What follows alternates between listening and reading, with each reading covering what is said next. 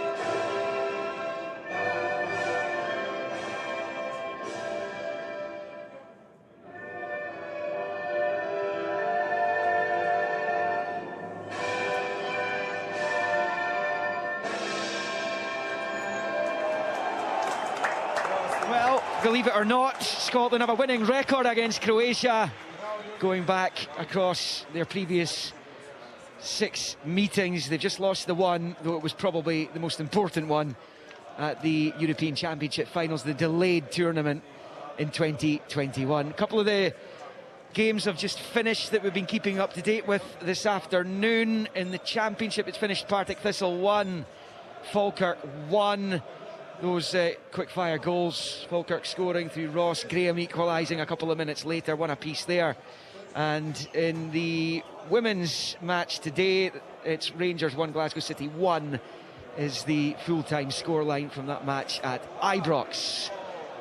So those 2 matches have now drawn to a close. Full updates, of course, as we go along of this one here, the commentary coming from Zagreb, but we will have the reaction from those games, all the full-time scores at bbc.co.uk/sportscotland. I have to say, it's not the electric atmosphere that I've heard in this stadium before. Of course, that's down to mainly the fact the stand across from us is closed because of the earthquake here 4 years ago. It's unsafe.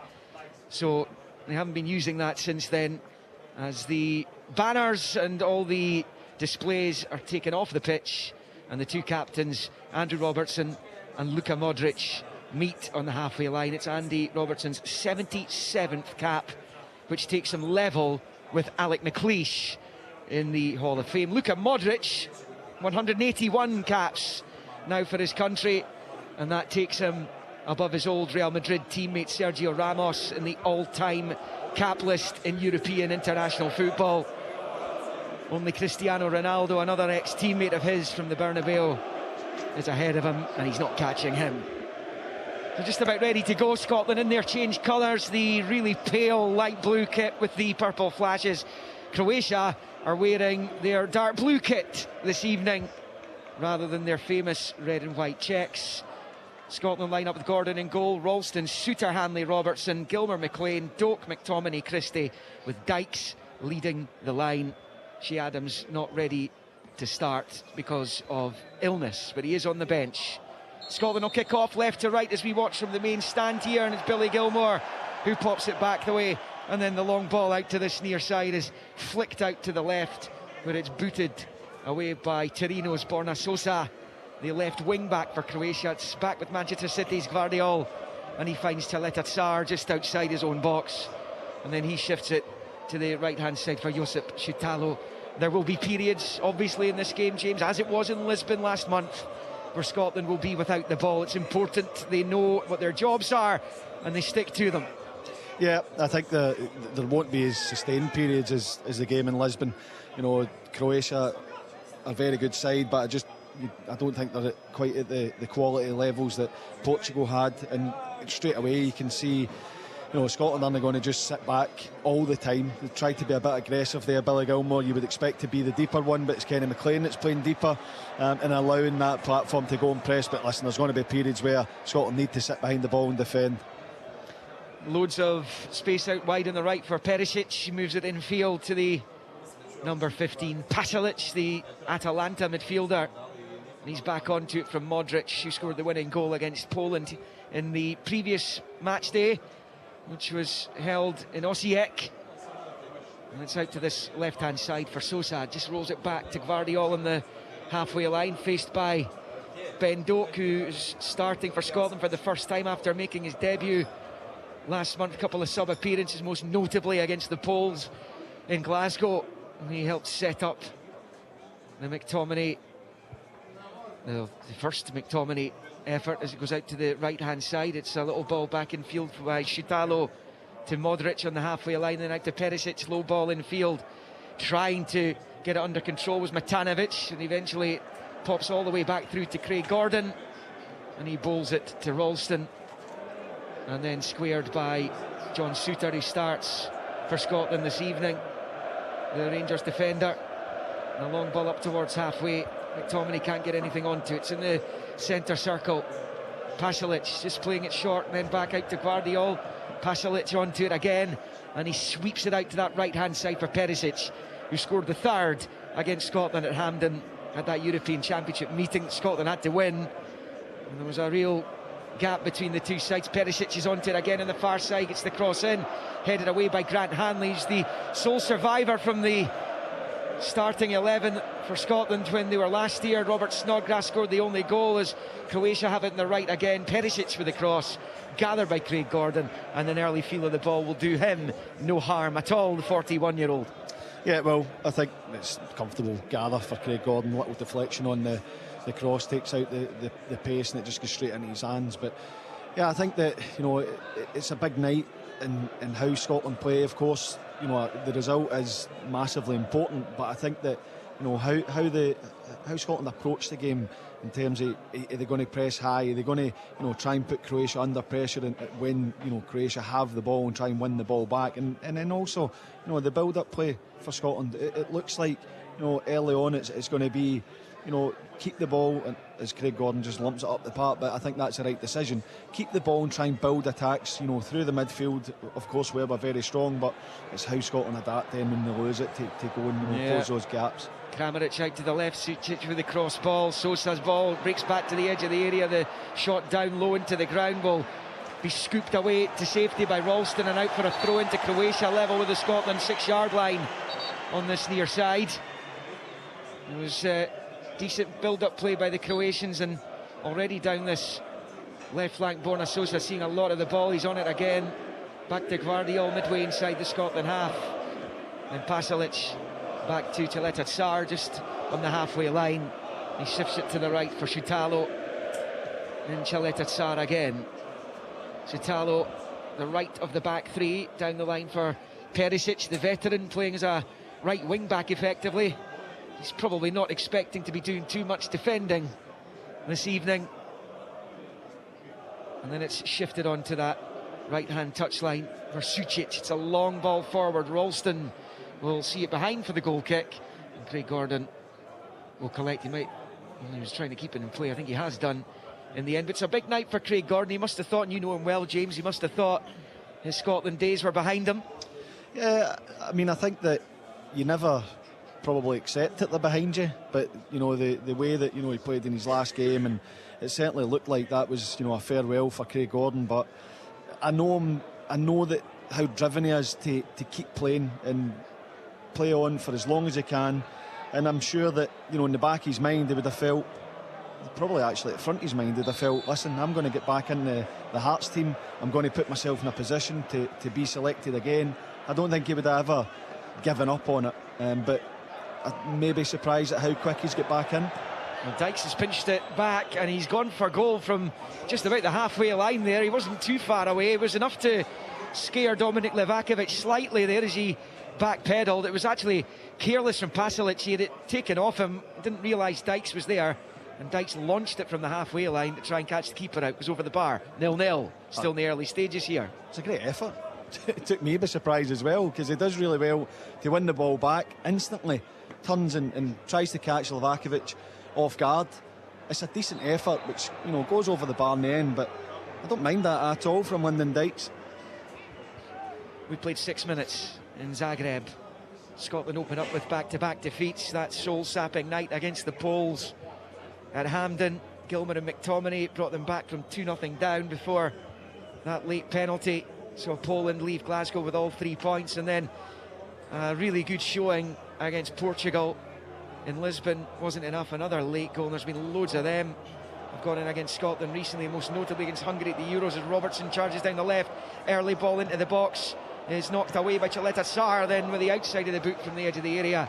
It was well passed from Ryan Christie. He's of course been playing in that more withdrawn sitting midfield role with Bournemouth, but he's back, I suppose, needs must with John McGinn not being in the team. You couldn't really consider shifting Christie back a bit, but it may well be that's where we find him in the Scotland team in the months and years to come. We shall see. 0-0, but it's another decent little passage of play. That's brilliant. Andy Robertson, the ball's played to him, he knocks it round Perisic and runs the other way, bombing up that left wing, and it gets the early cross in as well, which was aimed for Doak, and when it comes back to Christie, there's a slip by Hanley, and there's an opportunity here for Matanovic driving up to the edge of the area. Hanley desperately trying to redeem himself, but he's brought his man down right to the edge of the box. It's going to be a free kick.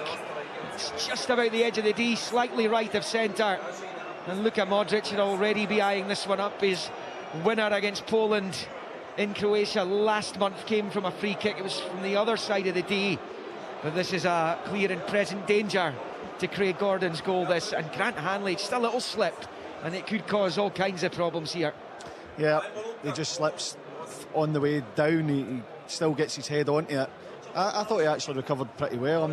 I'd like to see it again. We don't have replays. It looked like a soft foul for me. Sucic and Modric over it. Modric with the right, Sucic with the left. Sucic scored a wonder goal against Atletico Madrid, and he had to sweep that past one of the finest goalkeepers in the world in Jan Oblak. The Slovenian.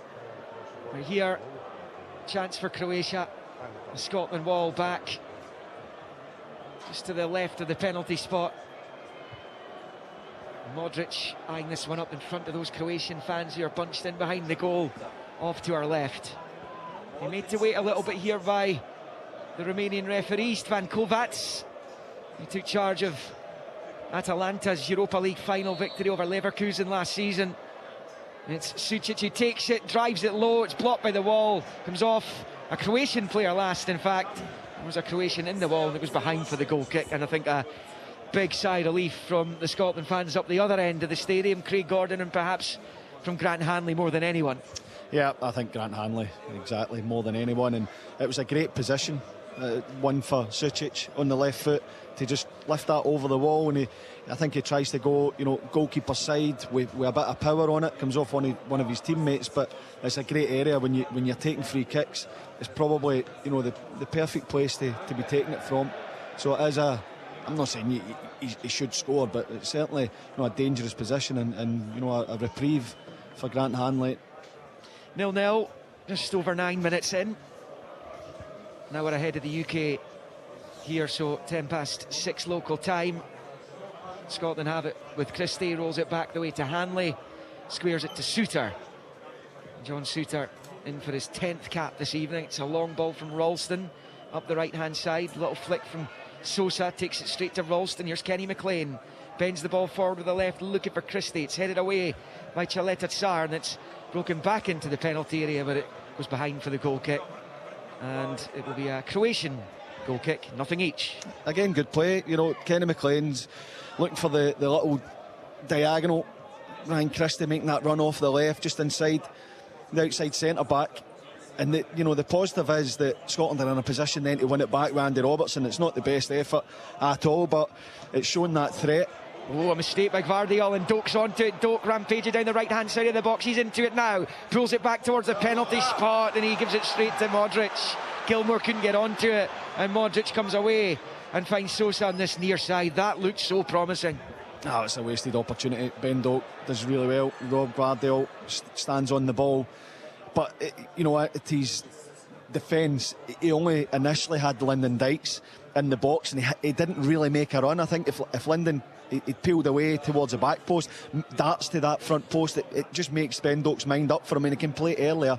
And then he drives it into the box, and I still think just flash it across. He's gone for the cutback that probably wasn't on. Fired out by Sucic to Sosa on the left-hand side, bends the ball in, and then it's cleared on the 6-yard line by Robertson. Picked up in the midfield by McTominay, who's looking for Dykes. They've managed to work it out to Christie on the left-hand side.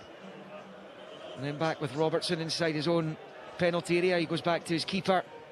And Craig Gordon caps 76 this evening, takes him level with Paul McStay's one behind Robertson. But here comes Sosa for Croatia to Matanovic.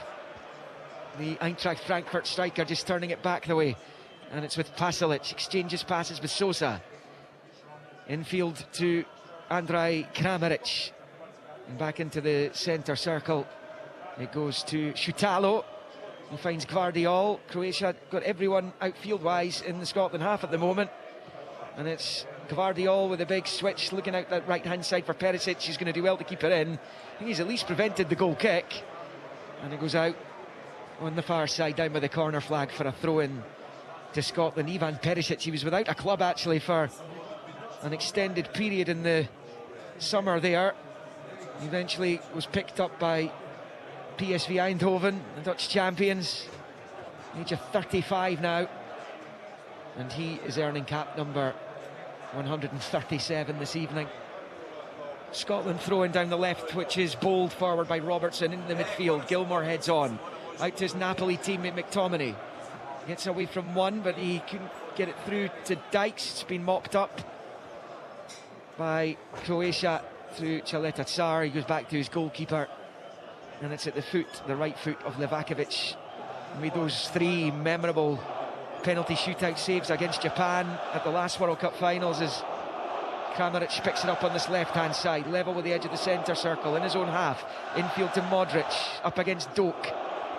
Turns it back to Kramaric. Big switch out to Perisic on that far side. Against Christie, just pokes it back the way where it is picked up by Josip Šutalo. Now with Modric right of the circle, out to Perisic on the far side.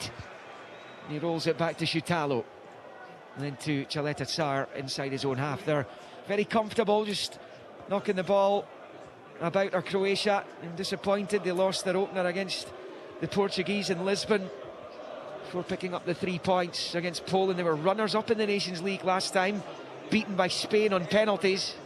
As Gvardiol picks up in an advanced position out to Perisic. Little cushion header is well read there by Robertson, and now he's driving down the left-hand side, looking for the run of Dykes. Not much else support at the moment though. McTominay's made his way forward into the Croatia half. As Robertson decides to turn it back, easy ball to Christie. He exchanges passes with Robertson, and now it's with Gilmour on the halfway line. Robertson again, back to Hanley. It's been a great start for Andy Robertson, busting forward down that left-hand side. They're so used to seeing, and it just takes the pressure off. It allows Scotland to get up the park and gain a bit of control. He only had Dykes. Bendot was too far back. He couldn't get, further forward. So it was the right decision to turn back and try and get Scotland up the pitch. It's not decisive from Croatia at the back there. Livakovic, McLean picks it up midway inside Croatian territory, moves it to Robertson, shifts it to Suter, and out to Ralston on this near side. It's his 15th cap, the Celtic man. Doesn't get much game time at club level, and he's getting starts with his country, as he did for all 3 games in Germany in the summer with Aaron Hickey. And missed most of this season as well, as Hickey, Nathan Patterson just working his way back at Everton. He's still some way off, I think, though. At least he's back in training. Here's McTominay picking it up in a deep position and moving it back to Suter, out to Ralston on this near side. Side foot ball forward towards Dykes is well read by Chaleta Tsar. Now it's out to Sosa, and this near side finds Pasalic just to the edge of the Scotland box. The route forward was cut out though on the left, and Robertson involved again. Good defending, and he picks it up on the left, asking too much of Christie. He's not going to give it up, but it's turned back to the goalkeeper by Shutalo. We played 15 and a half. Croatia 0, Scotland 0. It was good pressure from Croatia. Scotland, knocking the ball about and having to take that risky pass because they'd pressed so well as a team, and Lyndon Dykes just reacts a little bit too late for the pass. It's I think it's the right option from Ralston to try and play it into his feet, and then Croatia, have the bodies in that area of the field where they can, cause Scotland problems. But again, Andy Robertson tucks in very well when the ball's in this left side and snuffs out the danger. Dusk here in Zagreb. The floodlights are on. No goals yet. Ralston with a header back the way. A little bit panicky there. He's under pressure from Matanovic, but he's managed to find Gilmour. Now it's with McLean. Flashes it out to Robertson on the left. Infield to McLean, and then forward to Gilmour, whose 2 senior goals have both come in the Scotland shirt. Did so against France. Before that goal, just after half-time against Poland, began the ultimately futile resurrection of that game. And Hanley on the ball, carelessly giving away that penalty late on. Now it's with Gilmour, who's had to make do with sub-appearances for Napoli. Just the one start it came in the Coppa Italia. McTominay's managed to force his way into the starting 11 for the Neapolitan club, and he's been in on the goals as well. Scott McTominay, as he has been for Scotland, of course, scored against Palermo in that cup tie that Gilmour started in, and then in the opening minute against Como last weekend. Duck to water from McTominay, and I don't think we would have expected anything else. No, I think that playing a more advanced midfielder, he makes intelligent runs, and he shows that he's got a cool head when he gets into those positions. Well, Gvardiol's giving it away again, and McTominay comes to the edge of the box. He shoots, blocked by Chaleta Tsar, and it's picked up over on that far side by Sucic. They've been a little bit careless at the back, Croatia, a few times, but here they come, driving forward with Kramaric up towards the edge of the Scotland box, rolls it low out to the left-hand side of it now. Sosa pulls it back onto the 18-yard line. Really good challenge there by Gilmour, and it's picked up by Doak, who is brought crashing to the ground. That'll be a yellow card as well, and Billy Gilmour felt the full force of that. Pasalic has been yellow carded. Free kick Scotland, 0-0 in 18 minutes. And now we can perhaps get a little word with Willie Miller, who's watching this from the studio in Glasgow. Willie, what have you made of the opening 18 minutes? Yeah, pretty comfortable, I would suggest, Liam. A couple of opportunities, the Dykes long ranger, and I think Doak should have done, exactly what Faddy said there, and just flash it across the face of the goal rather than trying to cut it back. Anything can happen, can come off a defender and end up in the back of the net. So a couple of opportunities and pretty comfortable. Scotland going back the way defending well, good shape, and when they get the ball, you know that they're hanging on to it pretty well. So I think the first 20 minutes or so has been pretty positive. About, yeah. Sports Sound here, BBC Radio Scotland. We're live in Zagreb. 0-0, Nations League match day 3. Kramaric back to Pasalic and out to Gvardiol on the near side in the Scotland half. Now Kramaric chasing it forward up towards the edge of the box. Now he's into it, rolls it left. Sosa looks up, left foot, deep cross ball towards the left back position. It's flicked away. There was a little push on Ryan Christie there inside his own box, so Scotland will have a free kick. Are you watching this as comfortably as Willie is right now? Yeah, I think Scotland do look comfortable, and you know, they've looked like they can carry a threat. Andy Robertson, when he's marauding forward down the left, you know, looks dangerous. The last opportunity there where Scott McTominay takes the shot, he's got Christie at his left, Dykes just beside him, Doak outside to the right, and then, you know, the shot's blocked. It looks like Croatia are going to go and get on the attack, and who gets back there? It's Ben Doak to go and win it back, dribble past a couple of players, take the pressure off. And I think that Croatia look dangerous because their intelligence to go and pick up positions beyond the midfield and on the counter-attack especially look like they're going to get into dangerous situations. What I've been impressed with is the shape and the structure of the back four. When, you know, cross balls are coming in, they're getting in the right positions. Andy Robertson in particular, you know, the last one there, Ryan Christie getting back round to make sure that, you know, they're covering each other. So no, I think it's been a good start. I think Ralston started well, he's used the ball very well, and he's probably going to just give it away as he's on it. Yes, because you've said it. But yeah. He's found Gilmour. But I think, no, it's been a good start to the game. But Croatia are a team, you know, we know their quality, that they are going to be dangerous, and it has to be, you know, total concentration. We're in, you know, League A, the Nations League, where you're playing against teams that will punish you if you make mistakes. We've saw that so far in this campaign. But no, I think that Scotland have started really well. Had a couple of shots, okay, speculative, but still carrying that threat going forward. McTominay has it wide on the left, level with the edge of the D of the Croatia box, rolls it back to Robertson. Now with McLean, who set up that fabulous McTominay header in Lisbon last time out. McTominay moves it back in, fields a shot from the edge of the box, and it's a really decent effort from Gilmour as well. It's been made to look like a comfortable save by Dominik Livakovic there, but Gilmour got plenty behind it, and the Croatia number 1 holds on. It stays 0-0 on 21. But again, it's great play in and around the box, nice, you know, possession, not forcing it, and then a little 1-2 with Gilmour. And look, I think it's comfortable in the fact that it's probably straight at Livakovic. He gets in good position, gets behind it and gathers it well, but it's really good play again. Here goes Perisic down the right for Croatia as they attack, and then he's in the attacking third now, looks up at the box, gets the cross in, it's away by McLean, and then picked up on the far side by Robertson, who just turns away from Perisic, and then Gilmour gives it away straight to Pasalic. He was looking for McTominay.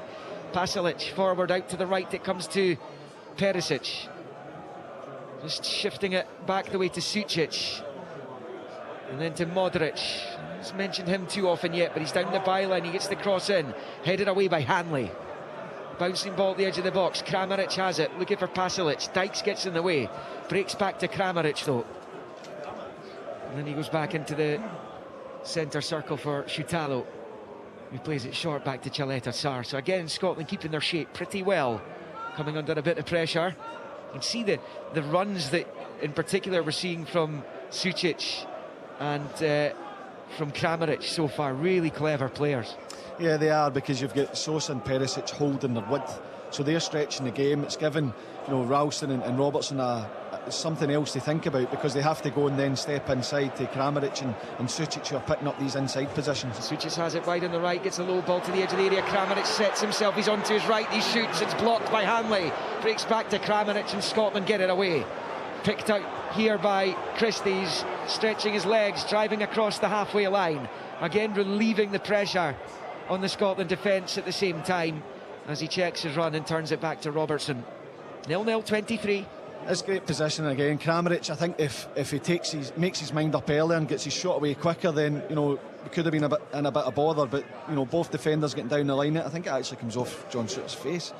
But, you know, sometimes you have to do that. And again, what's the reaction to that? You win the ball back, Ryan Christie's driving forward, getting Scotland up the pitch, allowing, you know, a little bit of control where it's comfortable in possession for Scotland, but you're doing it it's going across the back line at the minute, but the team is getting further up the pitch. So no, it's been good. The reactions to losing the ball, giving up chances has been very good, and then building these attacks has been quite impressive. Here's Ben Doak picking up on this near side, rolling it infield to McTominay. Modric tries to get back at him. McTominay feeds it out wide left for Christie, looks up, gets the cross in, but Dykes couldn't quite get the jump on the defender. It was Gvardiol. He was between Gvardiol and Chileta there. Difficult for Dykes to win that battle when it's the two of them. One of them difficult enough, but he couldn't quite get into the position where he was going to be able to head for goal, and it comes out for a throw in on this near side. Yeah, it's a dangerous cross into an area where Lyndon Dykes is, he wants it. He's trying to pay off the back of Chileta in between Gvardiol, which he does, but he's then thinking about having to try and wrestle to find the space, and Christie maybe puts it in just a split second too early for him, where he can't quite free himself. But it's a dangerous delivery, and it's one where if Ben Doak can go and really push on and get in at that back post as well, because Lyndon Dykes so aggressive in the air, it could occupy Gvardiol and allow Doak to then sneak in at that back post and get himself a chance to score. Zlatko Dalic down there, the Croatian coach, took this team to the World Cup final, finished third in Qatar in the subsequent World Cup. As they come forward down the right again with Perisic getting it from Sucic, gives it back to the Real Sociedad man. He lifts the ball in towards the back post, and it's a really important header from Ralston. He was being fouled as well, so he's going to get a free kick with really good, brave defending by Ralston. He had to get there because Sosa's in behind him, and Sosa gets onto that ball. He's potentially putting the Croatians 1-0 up there. We played 25 and a half goalless in Zagreb. Yeah, it's a great header. Ralston, he has to go in, as I was speaking about with Kramaric.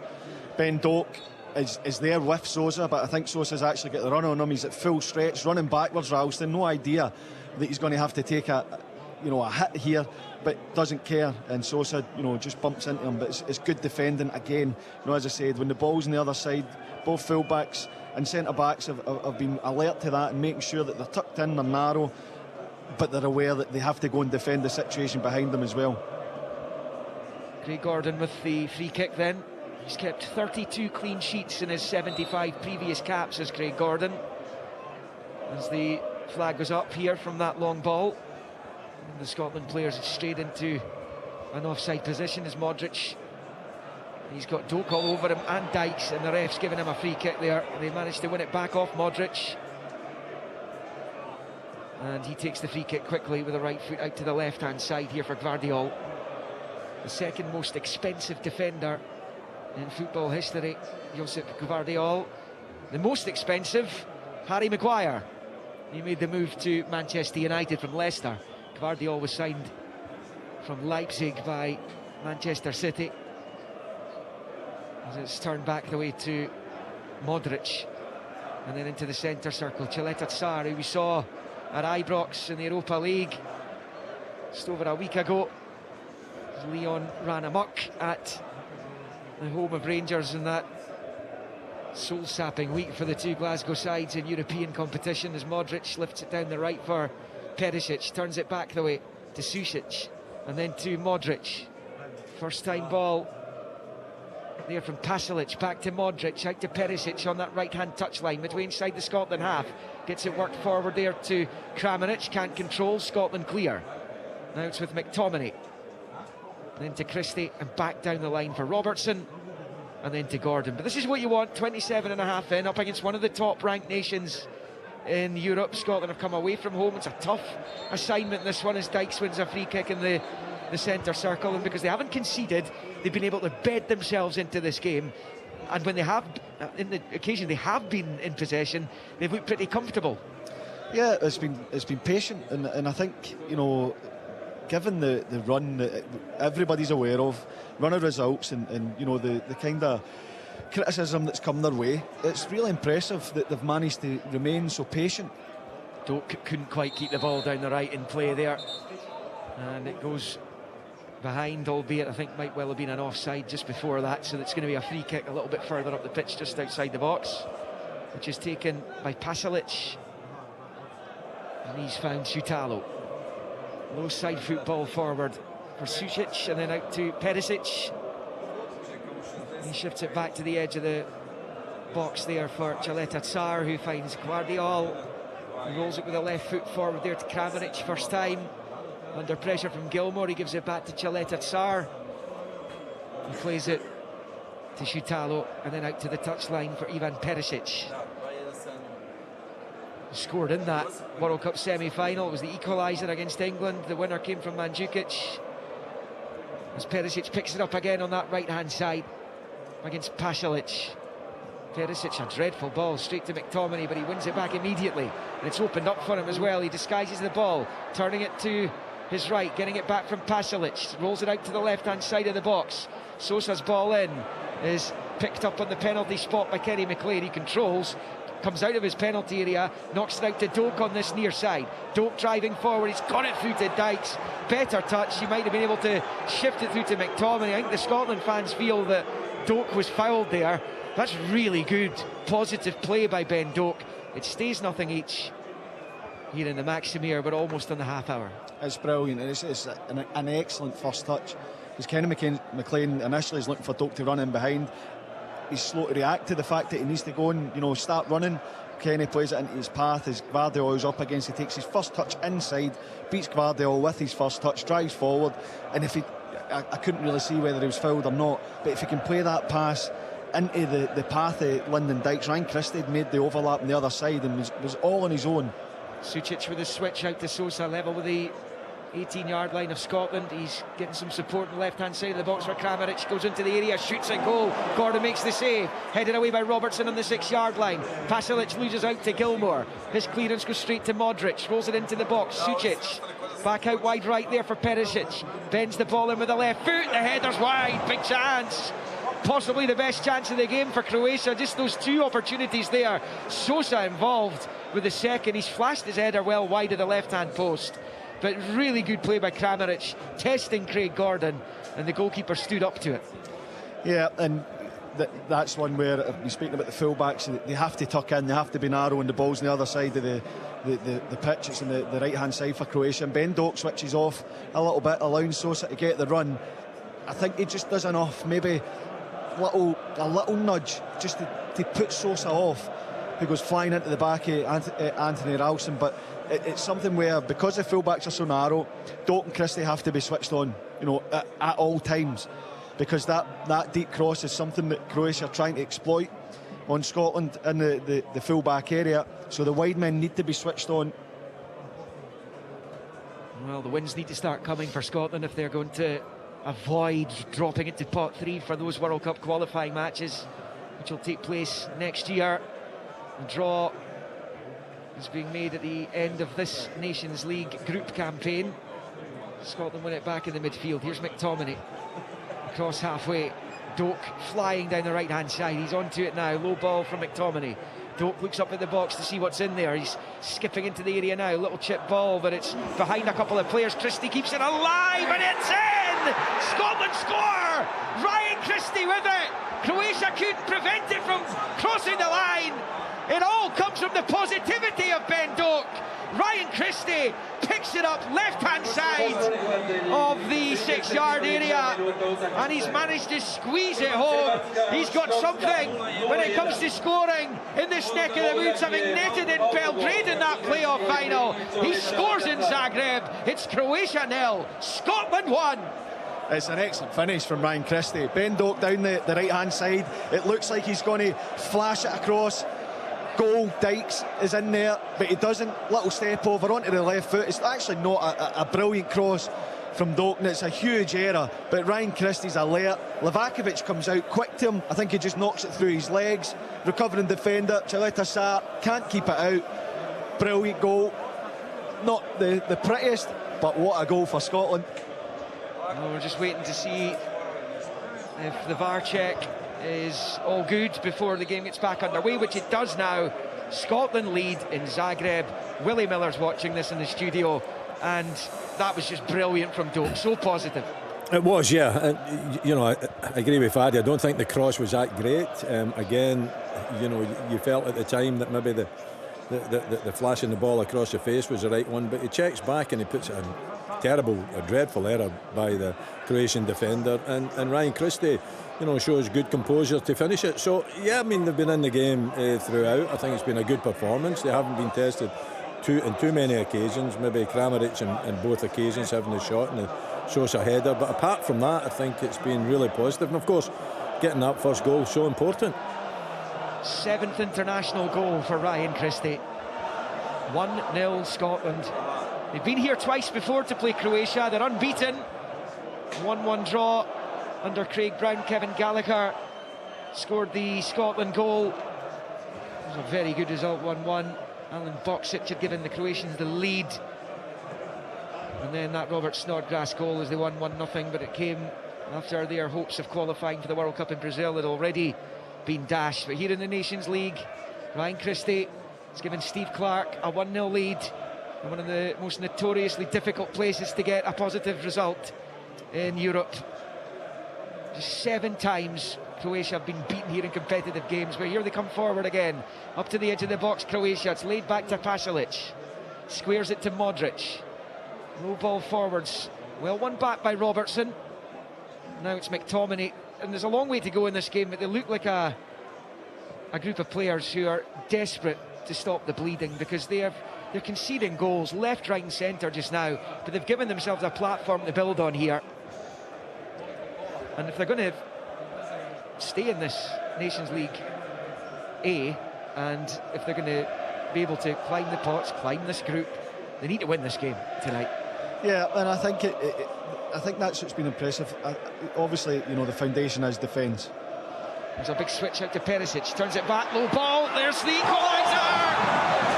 It's fired home low, first time with the right foot into the bottom left by Matanovic. And Croatia almost instantly are back on level terms. Really good finish by the Eintracht Frankfurt player. And there was nothing Craig Gordon could do about that. Scotland pegged back immediately. It is Croatia 1, Scotland 1. Yeah, I was just speaking about how well Scotland have done defensively, particularly with those switches of play. It's a narrow cross, little switch of play, gets in behind Andy Robertson this occasion, and it's a lovely little set back, step onto it and finish it. I wonder if it just took a nick on the way beyond Craig Gordon, but into the side netting, and all the positivity of being solid defensively, understanding that Croatia are looking to try and hit those little diagonals, trying to exploit the spaces, because they're playing with the two, I don't really want to call them wing backs, or just in that back three, the two wider players, because they're not playing as defenders, they're wingers, allowing Kramaric and Sucic to come inside. And that's where they know the space is always going to be. And Scotland, up until that point, had dealt with it really, really well. But it's that persistence from Croatia, that quality as well.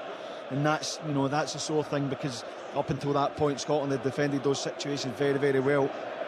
It's a first international goal for Igor Matanovic, and Willie Miller watching in the studio. The Scotland lead didn't last long. It didn't, Liam. It didn't. Really positive start, getting the lead, but giving up a goal like that, the cross-field pass. Andy Robertson maybe switching off a little bit as well, but it's a good finish. It's a really accurate finish from Matanovic, isn't it? Right across the face. Couple of defenders sliding in, and maybe Ralston should have done it a little bit better perhaps in trying to block it, but it sneaks in at that back corner, so it's a huge blow and a big setback.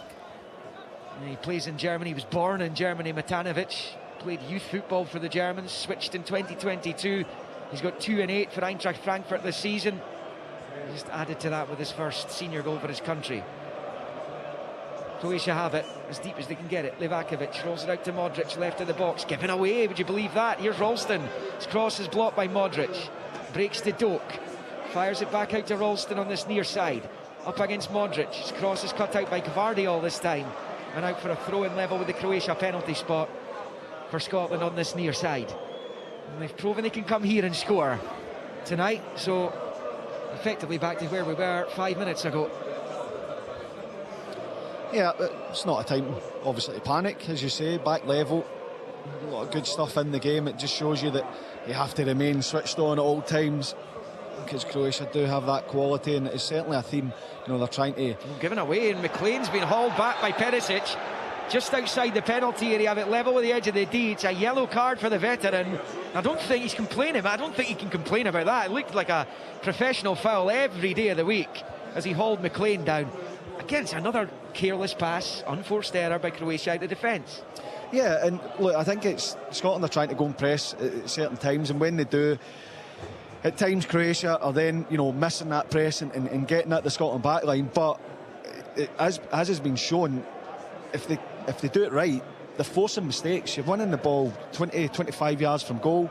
I totally agree with you. Perisic, I don't know what he's complaining at. He just pulls him to the ground because he's beyond them. And this is a decent opportunity. I wonder if they'll work something, or if someone will take a shot. It looks like they're going to try and, you know, work it. I would expect McTominay, if he was standing over it, he would go straight for goal. Yeah, he's going towards the back post. He wants on the end of this. Opportunity for Scotland. Will it be Robertson or Gilmour? It's Robertson, and it comes to the back post indeed, and slid behind for the corner by Gvardiol. There's another really good ball in there, and Scotland have got many in that team who are capable of producing that kind of quality with cross balls. Yeah, it's a strange one because it's clearly McTominay's the target. He's come from the discussion, made his way around the back, and that is the target. But no one else really went for it. If you go and attack that area, you know, you've got a great chance to put it in the back of the net, because it bends it round the defence. Andy Robertson.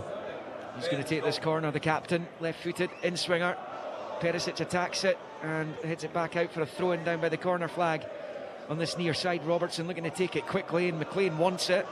He's getting it now, faced now by Modric. McLean, the big cross ball to the left-hand side of the box is headed clear by Croatia. Breaks back to Lyndon Dykes though.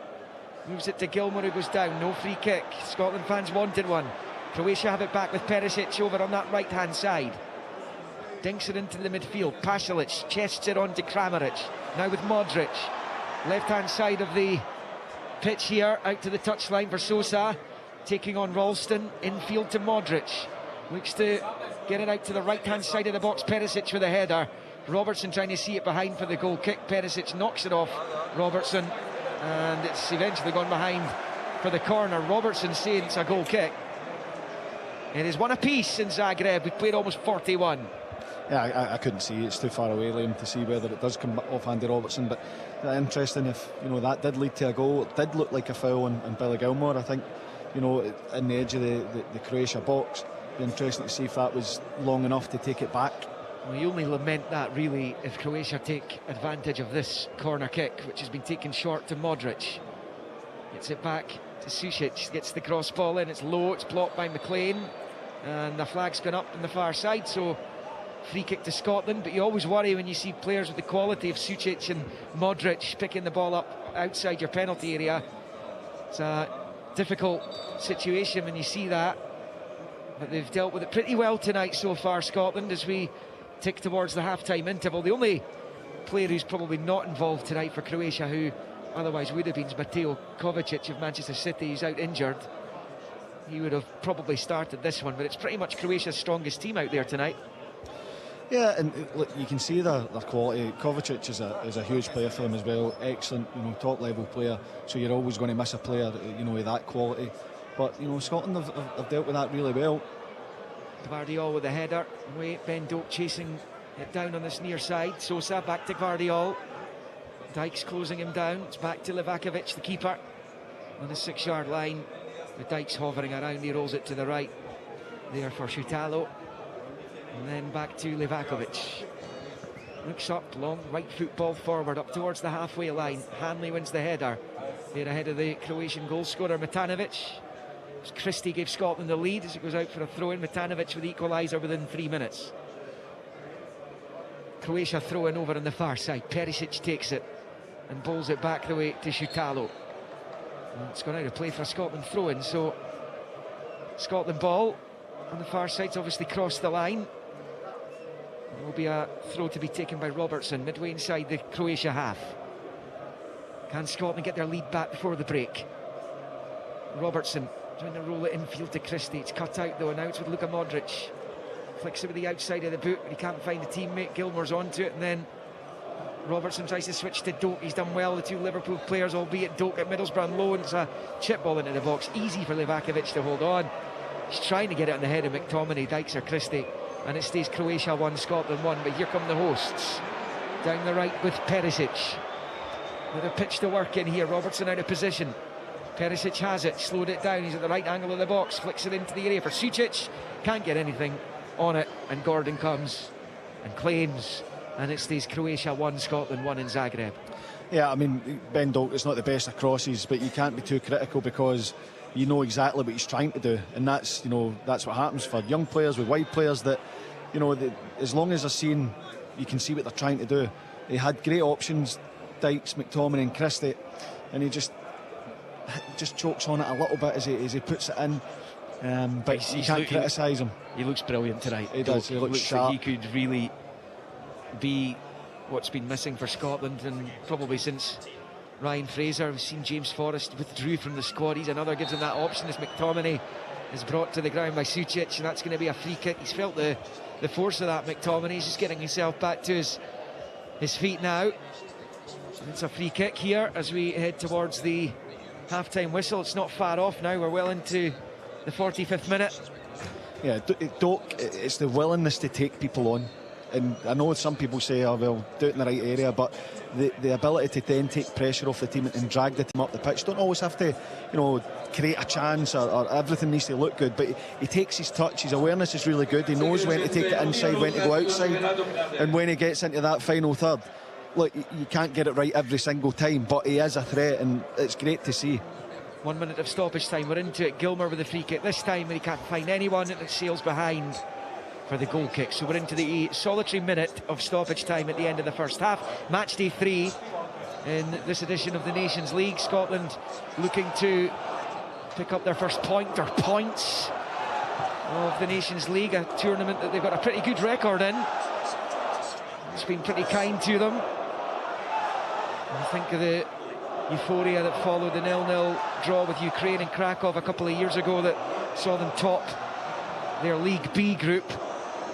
It did at the time guarantee them a European Championship playoff. They didn't need it in the end. And the only way you can have a safety net playoff place from this edition of the Nations League with a view to the World Cup is by topping your section. And it's Croatia on the ball with Chaleta Tsar, but final few seconds of the first half, the ref's checked his watch and he blows the half-time whistle here in Zagreb. Scotland led through Christie. It was a scrappy finish. He did just enough to force it over the line despite the defender's best efforts. His 7th international goal on cap number 55 for the Indonesian, and Scotland were in front, but within 3 minutes they were pegged back, and Matanovic with his first international goal in his 3rd cap stroked it home into the bottom left corner. Ben Doak's been exciting to watch tonight.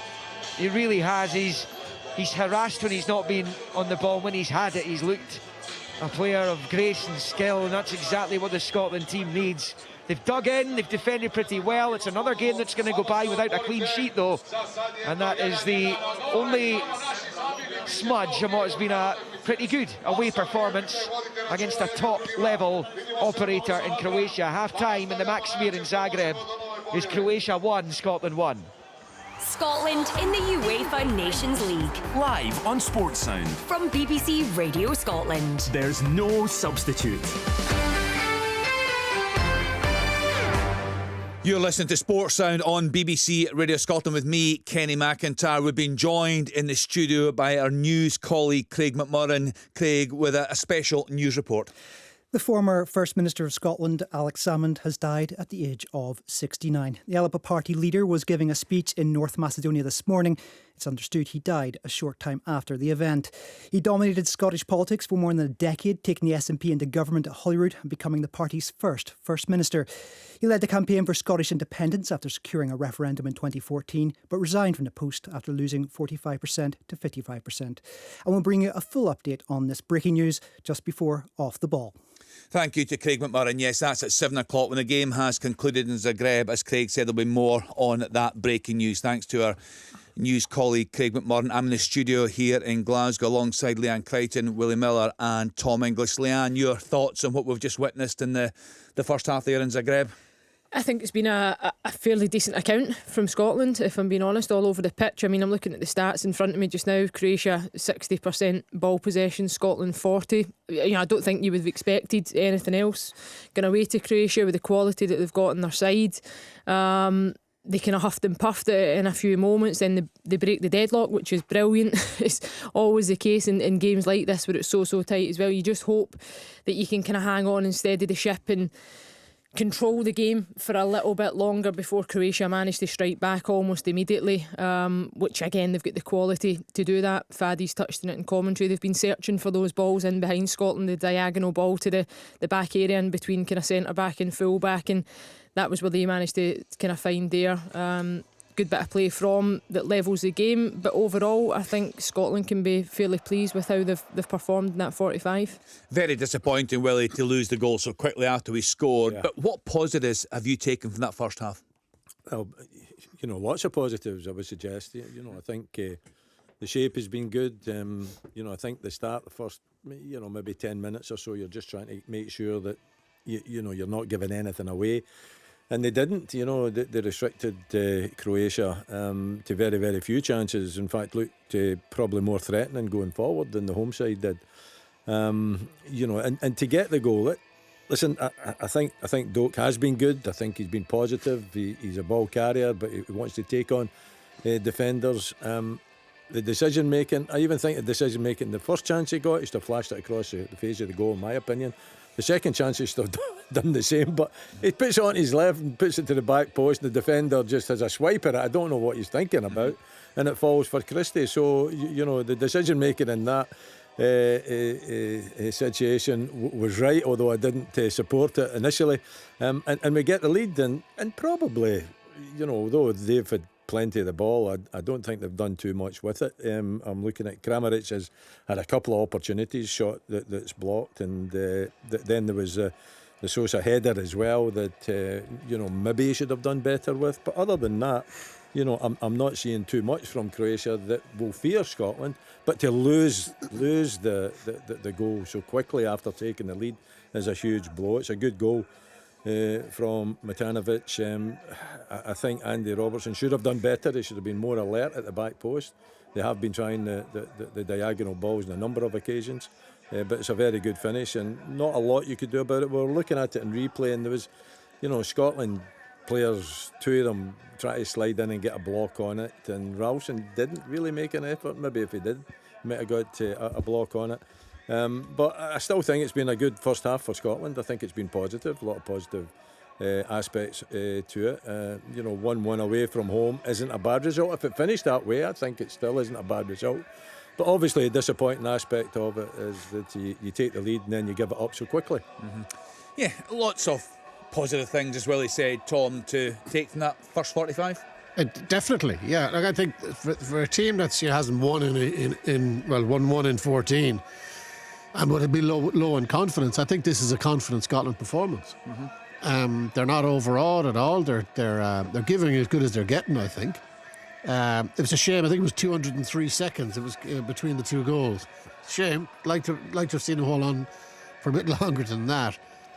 But Croatia, it's not like Croatia are peppering Craig Gordon's goal. It's not like anyone is being done repeatedly for pace out wide, ripped apart, sliced open. That's not that type of game.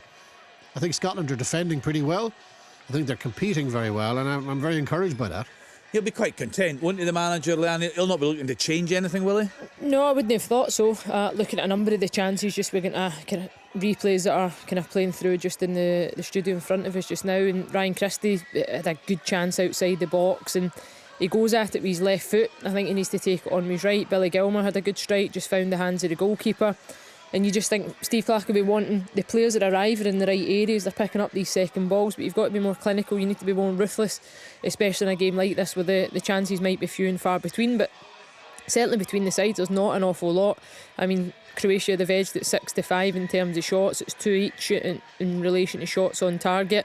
I think you come out, you look for consistency in the performance. Tom touched on the stats earlier, the amount of late goals that Scotland have lost. So what he wants from his side is a 90-minute plus performance that you don't cave in at 85 minutes and you concede a 2-1 or whatever the scoring goes in the game. So I think Scotland, for me, need to come out with the ambition to get the next goal. I think a draw would be a good result, but I don't see us being able to hold out against Croatia in terms of them pushing to win the game as the game goes on in the form that Scotland have shown. So I would like us to go and at least take a 2-1. I would take a 2-2 draw, but I think the manager will want a bit more for his middle to front players. When we look at Doak, he's had a couple of really bright moments. Willie touched on it, he's come inside the pitch, the left foot delivery that leads to the goal, not a great cross, but I would much rather see him just get to the byline and just fizz it across. It's so difficult to defend against Scotland in every occasion that I'm looking at in terms of the positive play.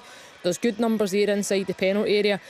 If anything, you force Croatia just to defend. Mistakes can happen and the ball can end up in the back of the net, or you just put it in an area that you expect your players to be in the next instance. A couple of times he's tried to pick players out that are just not quite where he would like them to be, but there's been a lot of positives, as you mentioned, Kenny, and I think Steve Clarke will want much the same. I think I'm watching the replay. I don't know what Susic is thinking about when it comes to his left foot there. I mean, the Ben Doak cross, look, it's an easy one to clear. You know, I mean, side foot and away up the back. You don't have to swipe at it like that.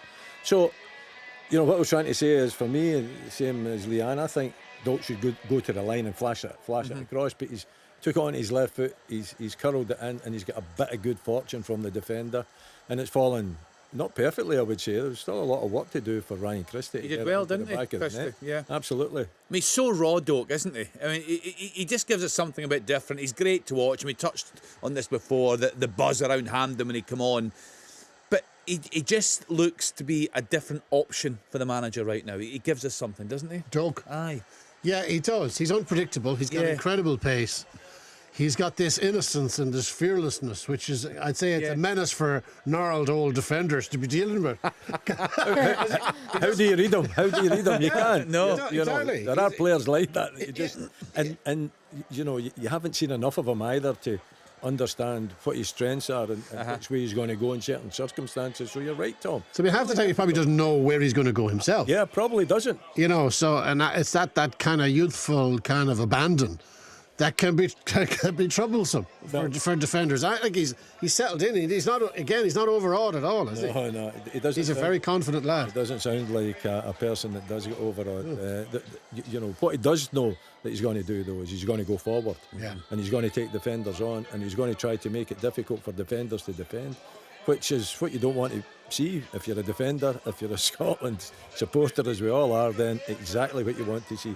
And he carries the ball for you as well. He gets you up the park too. It's been refreshing from him. What about our defensive shape? Are you happy with that? It stood up quite well.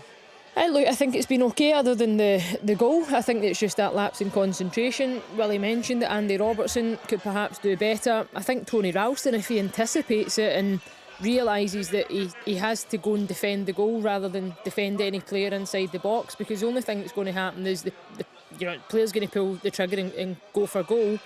He almost just tracks the ball and leaves the player, and it ends up in the back of the net. So I think that those are the fine margins for me, that if you defend with all your energy, those are the types of goals that you can prevent. And I think that's the wee lapse in concentration and just a defensive structure that Scotland they've been probed more often than not in the run of games that Tom mentioned.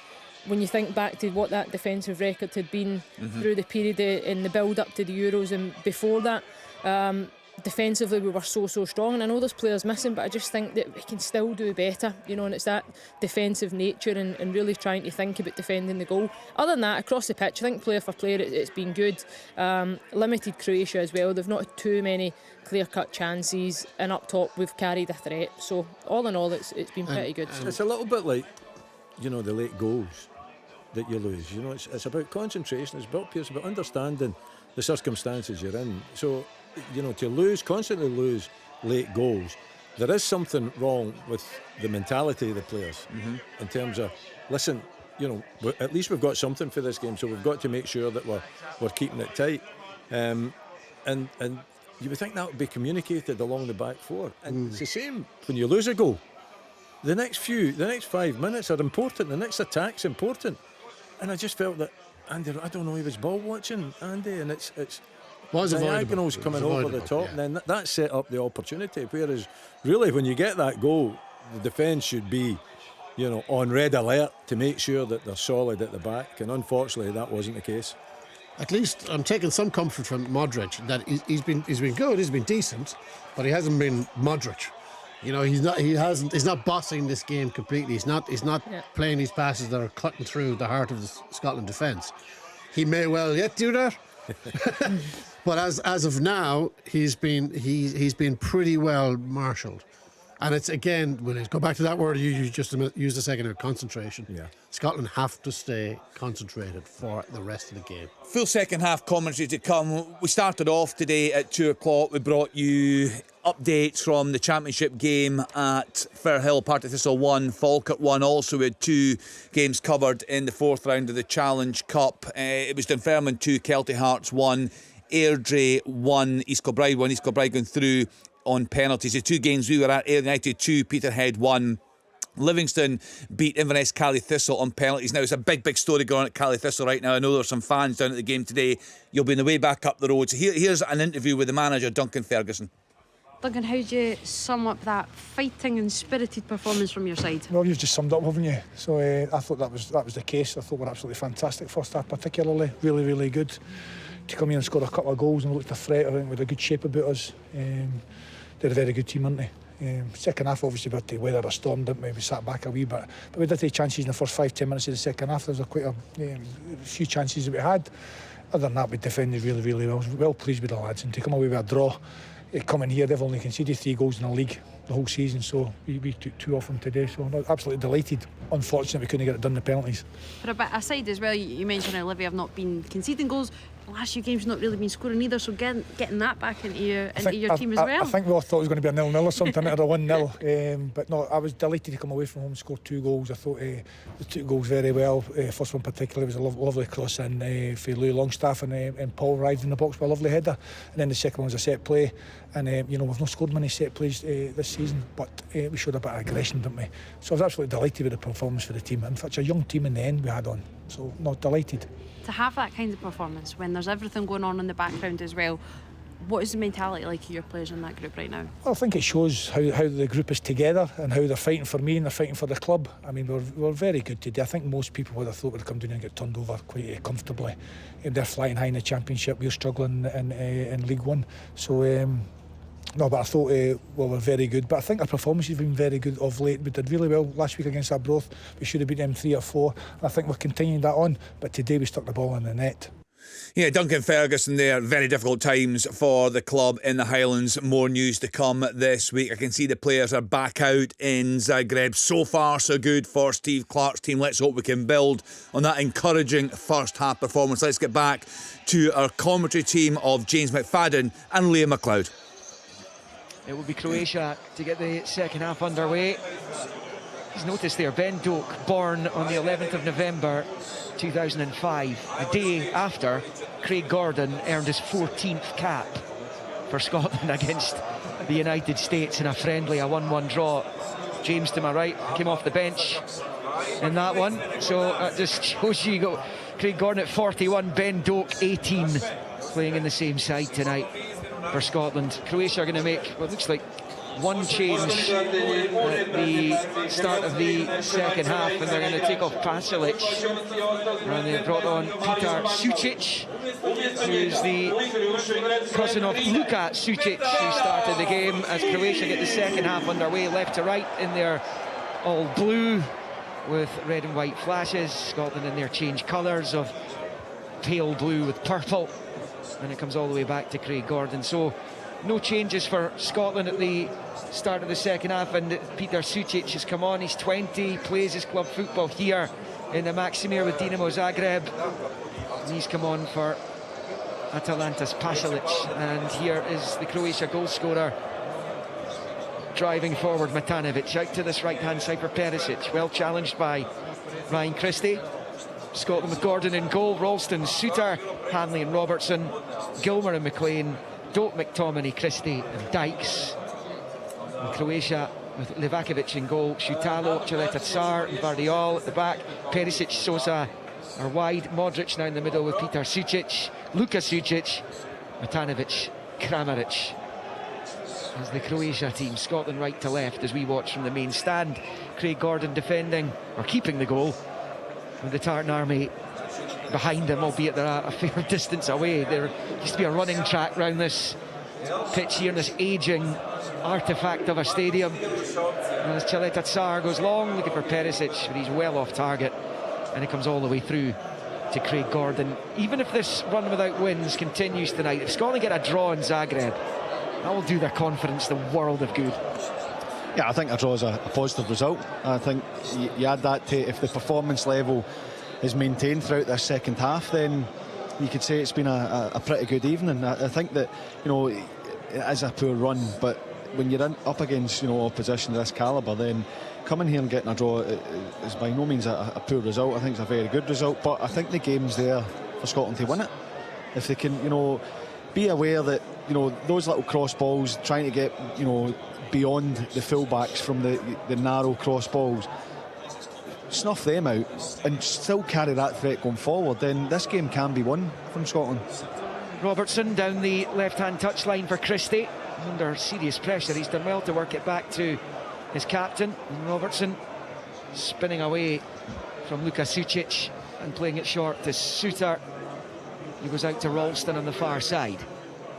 And back with John Suter. Every time his international career looks as though it's going to take off, he picks up an injury, because he is somebody that you would have expected to have won a lot more caps than he ultimately has. As Christie picks up a loose ball in the midfield, he's done well. He got it back actually from Dykes, but he's run into trouble, and it's Luka Sucic, or Peter Sucic rather, who wins it back and plays it to Šutalo and moves it into Modric in the midfield.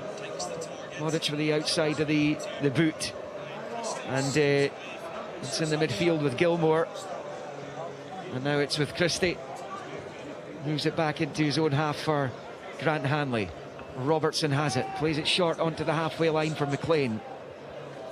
McLean's got Robertson on the touchline. He elects to go back the way instead. Low ball to Suter, just outside the centre circle. He's launched that one high out towards Ben Doak. Not the ideal ball for Doak, to be fair, but it's headed away straight into the midfield. Scotland pick up with Ralston. Back to McLean on the halfway line. And out to the left-hand side here for Robertson, rampaging forward, gets a good early ball in. Dykes threw a leg out at it, couldn't get a touch, and it was behind for the goal kick. Ben Doak's claiming it came off the defender. I think it was Chaleta Tsar who was with Lyndon Dykes as he stretched to try and get onto that Robertson ball. Another fabulous delivery from Andy Robertson. Yeah, it is. It's Robertson, you know, down that left side again. Lyndon Dykes holds his position, then gambles to the front post to make that run across the defender. And he does well, you have to say, Chaleta Tsar, to make sure that Dykes doesn't get too much on it. He does get the outstretched leg. It looked to me like Dykes got the touch that took it, you know, beyond towards that back post area. But it's another, you know, good half opportunity there for Scotland. Good delivery from Andy Robertson. Here's Modric in an advanced position out to the left. Sosa level with the Scotland 18-yard line. Skipping in fields away from a couple of challenges, but runs into McTominay, who wins it back for Scotland. And McTominay taking it forward out to that right-hand side, trying to keep it in play, and trying to win the throw-in at least. It's actually gone against him though. A Croatia throw, which Sosa takes quickly and bowls it back to Chaleta Tsar. And Peter Sucic turns it out to Perisic on this near side. Chip ball forward, which is nodded away by Robertson, controlled in the left knee by McLean, and he wins the throw-in off Peter Sucic on this near side. Yeah, as McTominay's driving forward there, he's got Ben Doak outside him. He's looking for Doak to make the run beyond Vardyal so he can play it in behind. Doak just holds his position and actually deepens off. You just see them having a little conversation there. Doak was, you know, it looked like saying he was wanting to, you know, take the ball deep and go out the other side, but McTominay's looking for him to make that run and use that explosive pace that we know he has. Free kick Scotland. Dykes was fouled by Šutalo on this near side, just on the halfway line, pretty much. So Scotland free kick just calms things down a bit again. Another note in Ben Doak, I think that we all know that he's rapid, and often you get players that are really quick and maybe don't have as good technical ability, but you can see that he's got that. His first touch is good, it takes him where he wants to go, he can use his pace, And you know, the final ball, he's 18, that will come, but he gets himself in really good positions to cause problems. You can see there's development in him, but he's got that quality, that awareness as well. Really good first touch.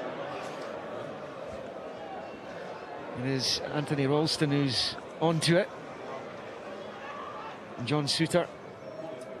The long ball forward, the header on the halfway line by Chaleta Tsar, but he's pushing his man as well. It'll be a free kick for Scotland. It's Dykes in the Wars again.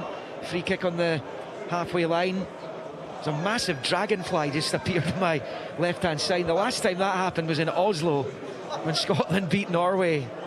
Not that it happens that often, that's the only other time it's happened, but this was a big black dragonfly. It was a frightening looking beast. Anyway, it's... You nearly jumped right on my lap there, Liam.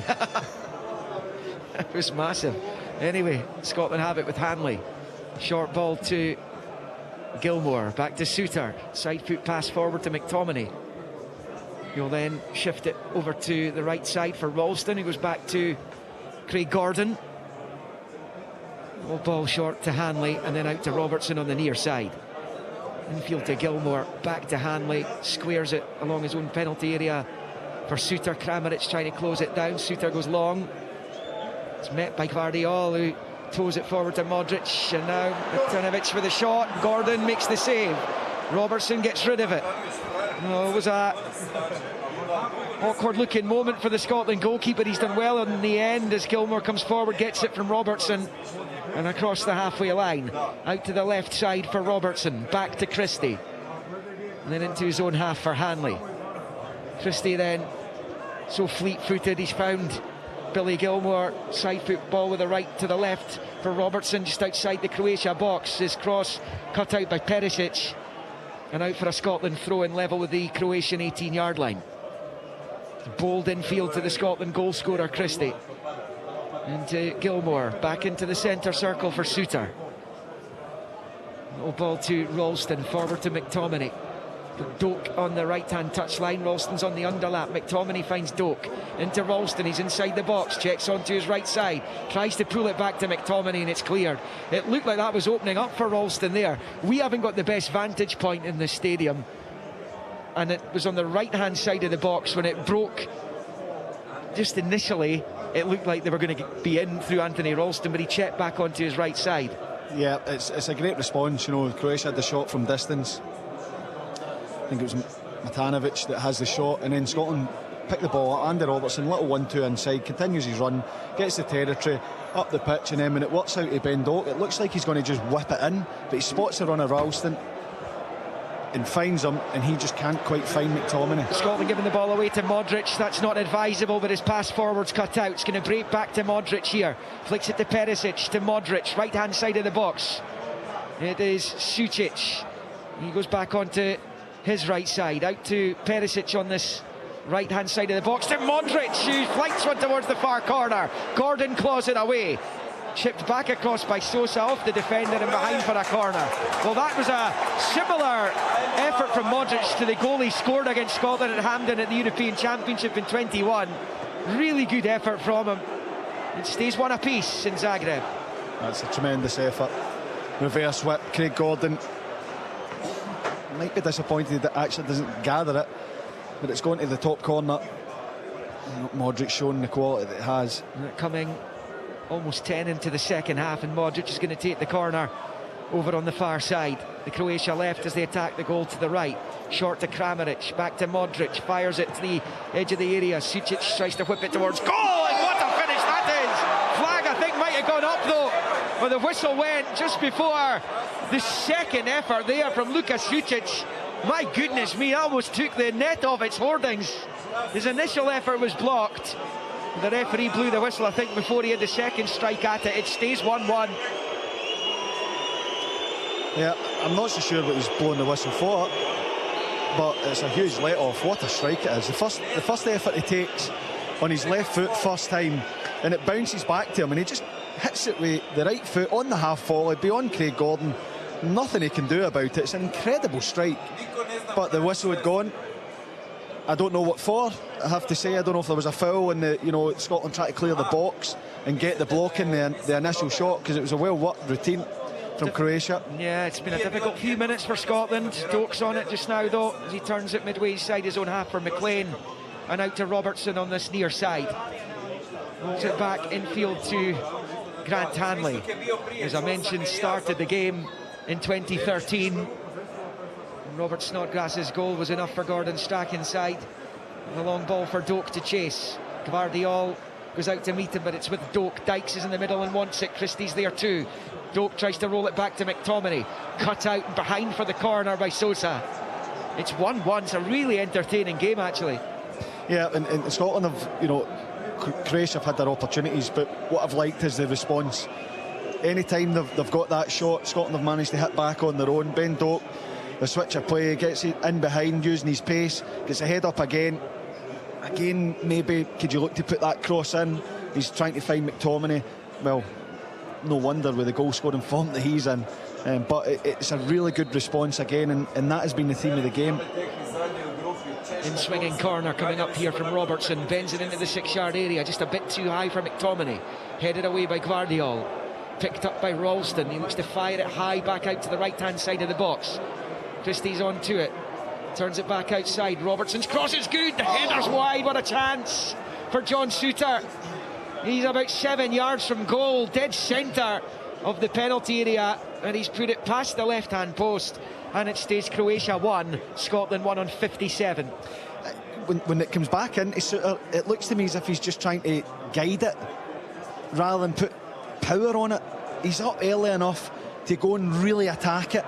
I mean, it's not a great ball and he is stretching, but I think that he can get more on it. It's almost like he's trying to just take the sting off it and guide it into the far post instead of going and attacking it and really asking Livakovic, it might be being a bit harsh on him, to make a save, but it looked like he could get more on it than what he actually did.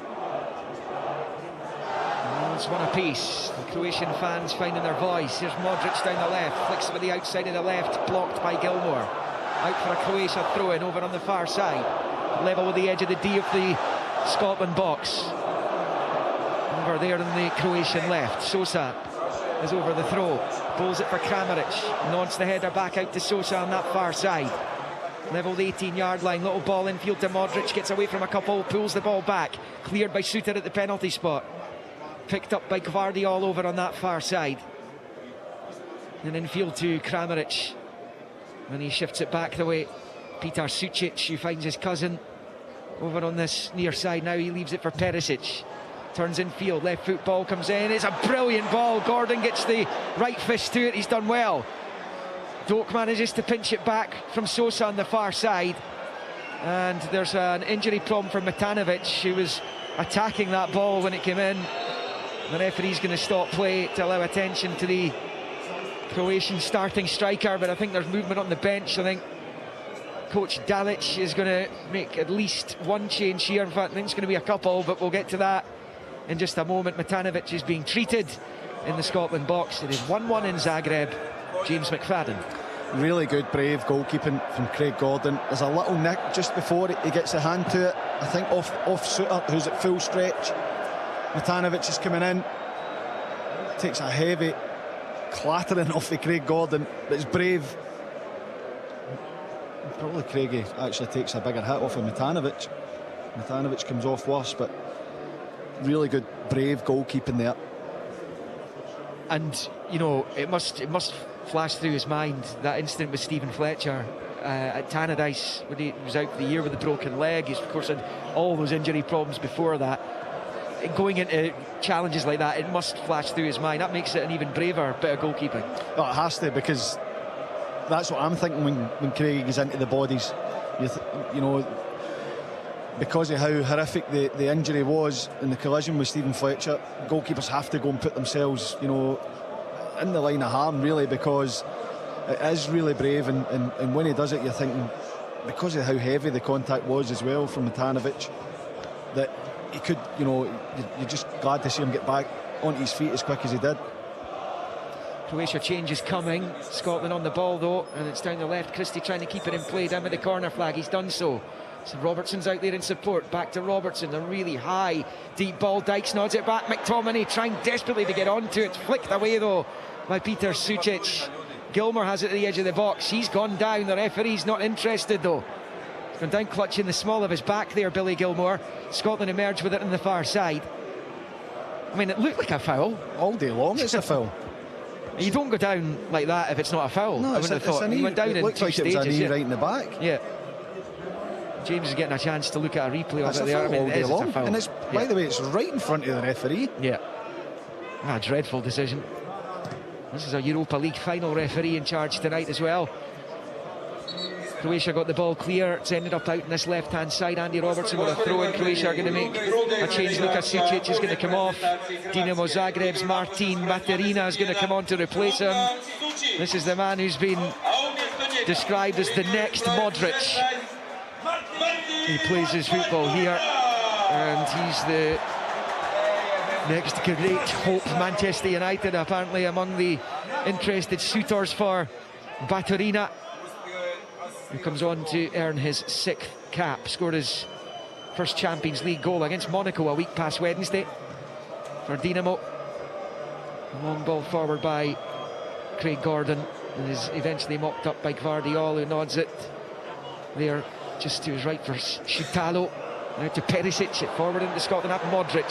Delicate ball forward, Kramaric giving chase. Ralston defends it well. Gordon trying to prevent the corner. He's done just about enough there. It's flicked off the corner flag on the far side, but it's gone out for a throw-in rather than the corner kick. He's done well there.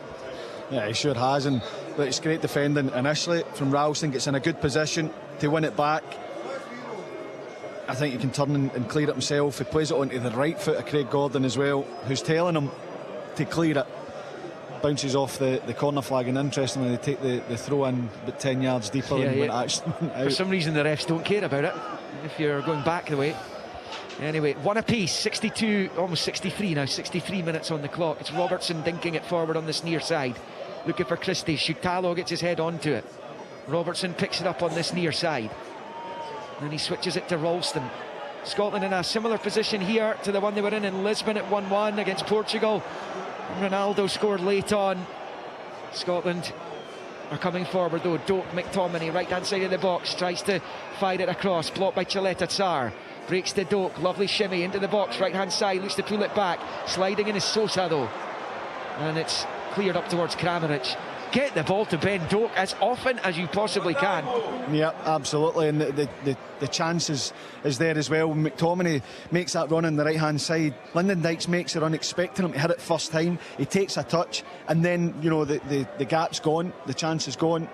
McTominay just fires that across first time. Dykes is in a great position to find the back of the net, but yeah, Ben Doak, he just looks so composed. We mentioned his age and bringing that freshness, and you think that it's going to be even raw because we've not seen a lot of him and the hype surrounding him, but he's making good decisions to hold his position, to run in behind. He's not getting too excited and just rushing things. He's looking really composed, and certainly he's put in a really good performance tonight.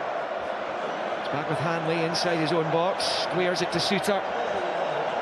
Suter carrying it outside his penalty area, and he squares it back to Grant Hanley, who's winning his 55th cap this evening. Out to Robertson, sweeps it up the line for Christie. One back well there by Šutalo, an Ajax defender, into the midfield, Petar Sucic. And then Baturina finds Modric. Modric skipping forward, he's away from McTominay. He's at the edge of the box, he shoots, it's wide! Well, you're just fully expecting the net to bulge there. Modric got that little bit of space, got to the edge of the box. You could see he was shaping to shoot for that far right corner, but he's put it wide of the goal frame, and it stays Croatia 1, Scotland 1 on 65. It's unbelievable from Modric. Just stepping inside, little nutmeg, gets a slice of luck with a nutmeg and McTominay, and as you say, when he steps in, he just opens his body up. You're expecting him to find the back of the net, but at the very least find the target. Just showing his class once again. Yeah, he's been more threatening in the second half than he was the first. Here comes Christie trying to do likewise up the other end. Dykes has it, left hand side of the box, another ball in that's blocked, and Modric picks up at the edge of his own penalty area. And going by the reaction of Luka Modric in the wake of that shot, he was fully expecting it to go in as well. Yeah, I think that everybody in here expected it because of the quality he has. And the interesting thing for me about Modric is he doesn't look slower. There's a chance for Croatia on the counter. There's a shot which is skied high over the crossbar there by Baturina, who's not long on. And as he picked it up and he fires it high over Craig Gordon's bar, and it remains 1-1 in the Maximir. Another change coming, I think, for Croatia shortly. Dalic keen to win this game. They want to win this group. They know they've got Portugal still to come here as Kramaric picks up the edge of the box. It's a good challenge by Gilmour. He's hurt himself in the process. As Christie finds McLean, who looks to fire it out to Doak on the far side. Brilliant close control by Ben Doak. Rolls it back infield to McTominay. McTominay under pressure from Sucic, gets it out to Doak on the far side, and he wins the throw-in. And it's going to be a double change for Croatia. I think Ante Budimir is going to come on. He's a striker, plays for Osasuna, scored against Getafe in La Liga last weekend. He's going to be one of them to come on, and Bruno Petkovic could be the other. Let's keep an eye on that, and it's going to be a Scotland throw-in midway inside their own half on the right. It's Ralston firing it high back towards Hanley, who chests it back to Craig Gordon. One apiece. We're in the final quarter of the match. I wonder if we can have a little word with Willie Miller. How are you reading this now, Willie? Well, I think a draw away from home against a nation with the quality of Croatia is a very good result. So if it stays like that, absolutely fantastic. I think being under a little bit more pressure in the second half. Still not too sure why that Sucic goal was chalked off, to be perfectly honest. A couple of William replays. going to cut across you. William cutting across you because there was a chance. Baturina knocking it into the penalty area.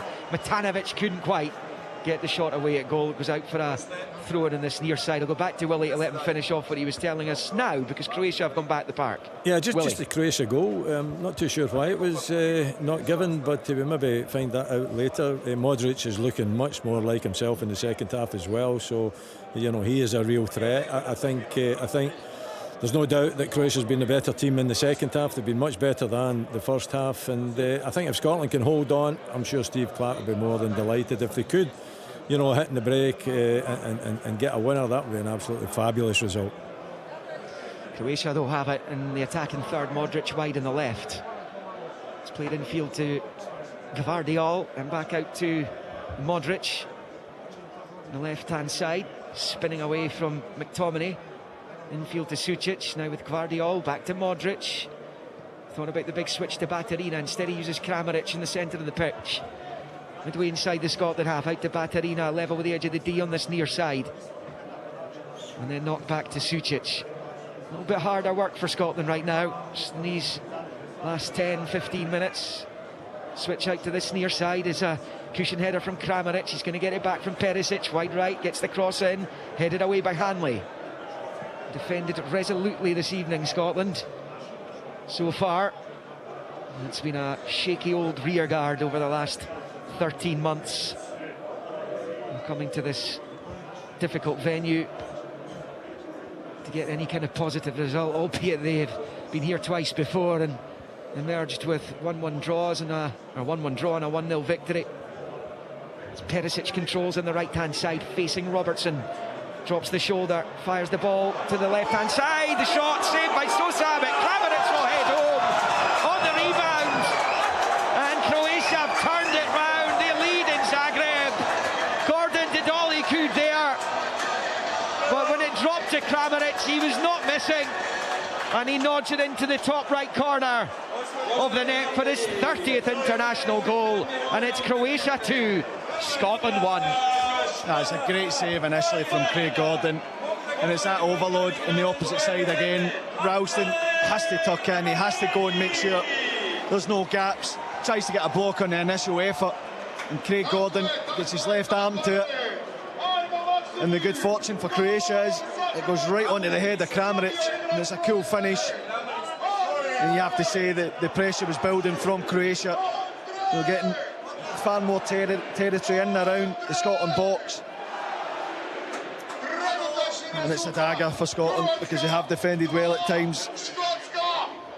Yeah, Sosa's effort was saved, and Kramaric was there on the follow-up, and he was just about to come off as well, and he's managed to score before he does so, and he is replaced by Dinamo Zagreb's Bruno Petkovic. and they're also taking off their first goal scorer, Matanovic, and he's replaced by Budimir. Well, I think Willie Miller had just finished speaking there just before Croatia's second goal. That's a hammer blow for Steve Clarke, that, Willie. Well, it is. You know, the way the second half's been going, Liam, you know, you're looking at it saying if you could come out of this game, you know, with a draw, 1-1 draw, it would be a fabulous result.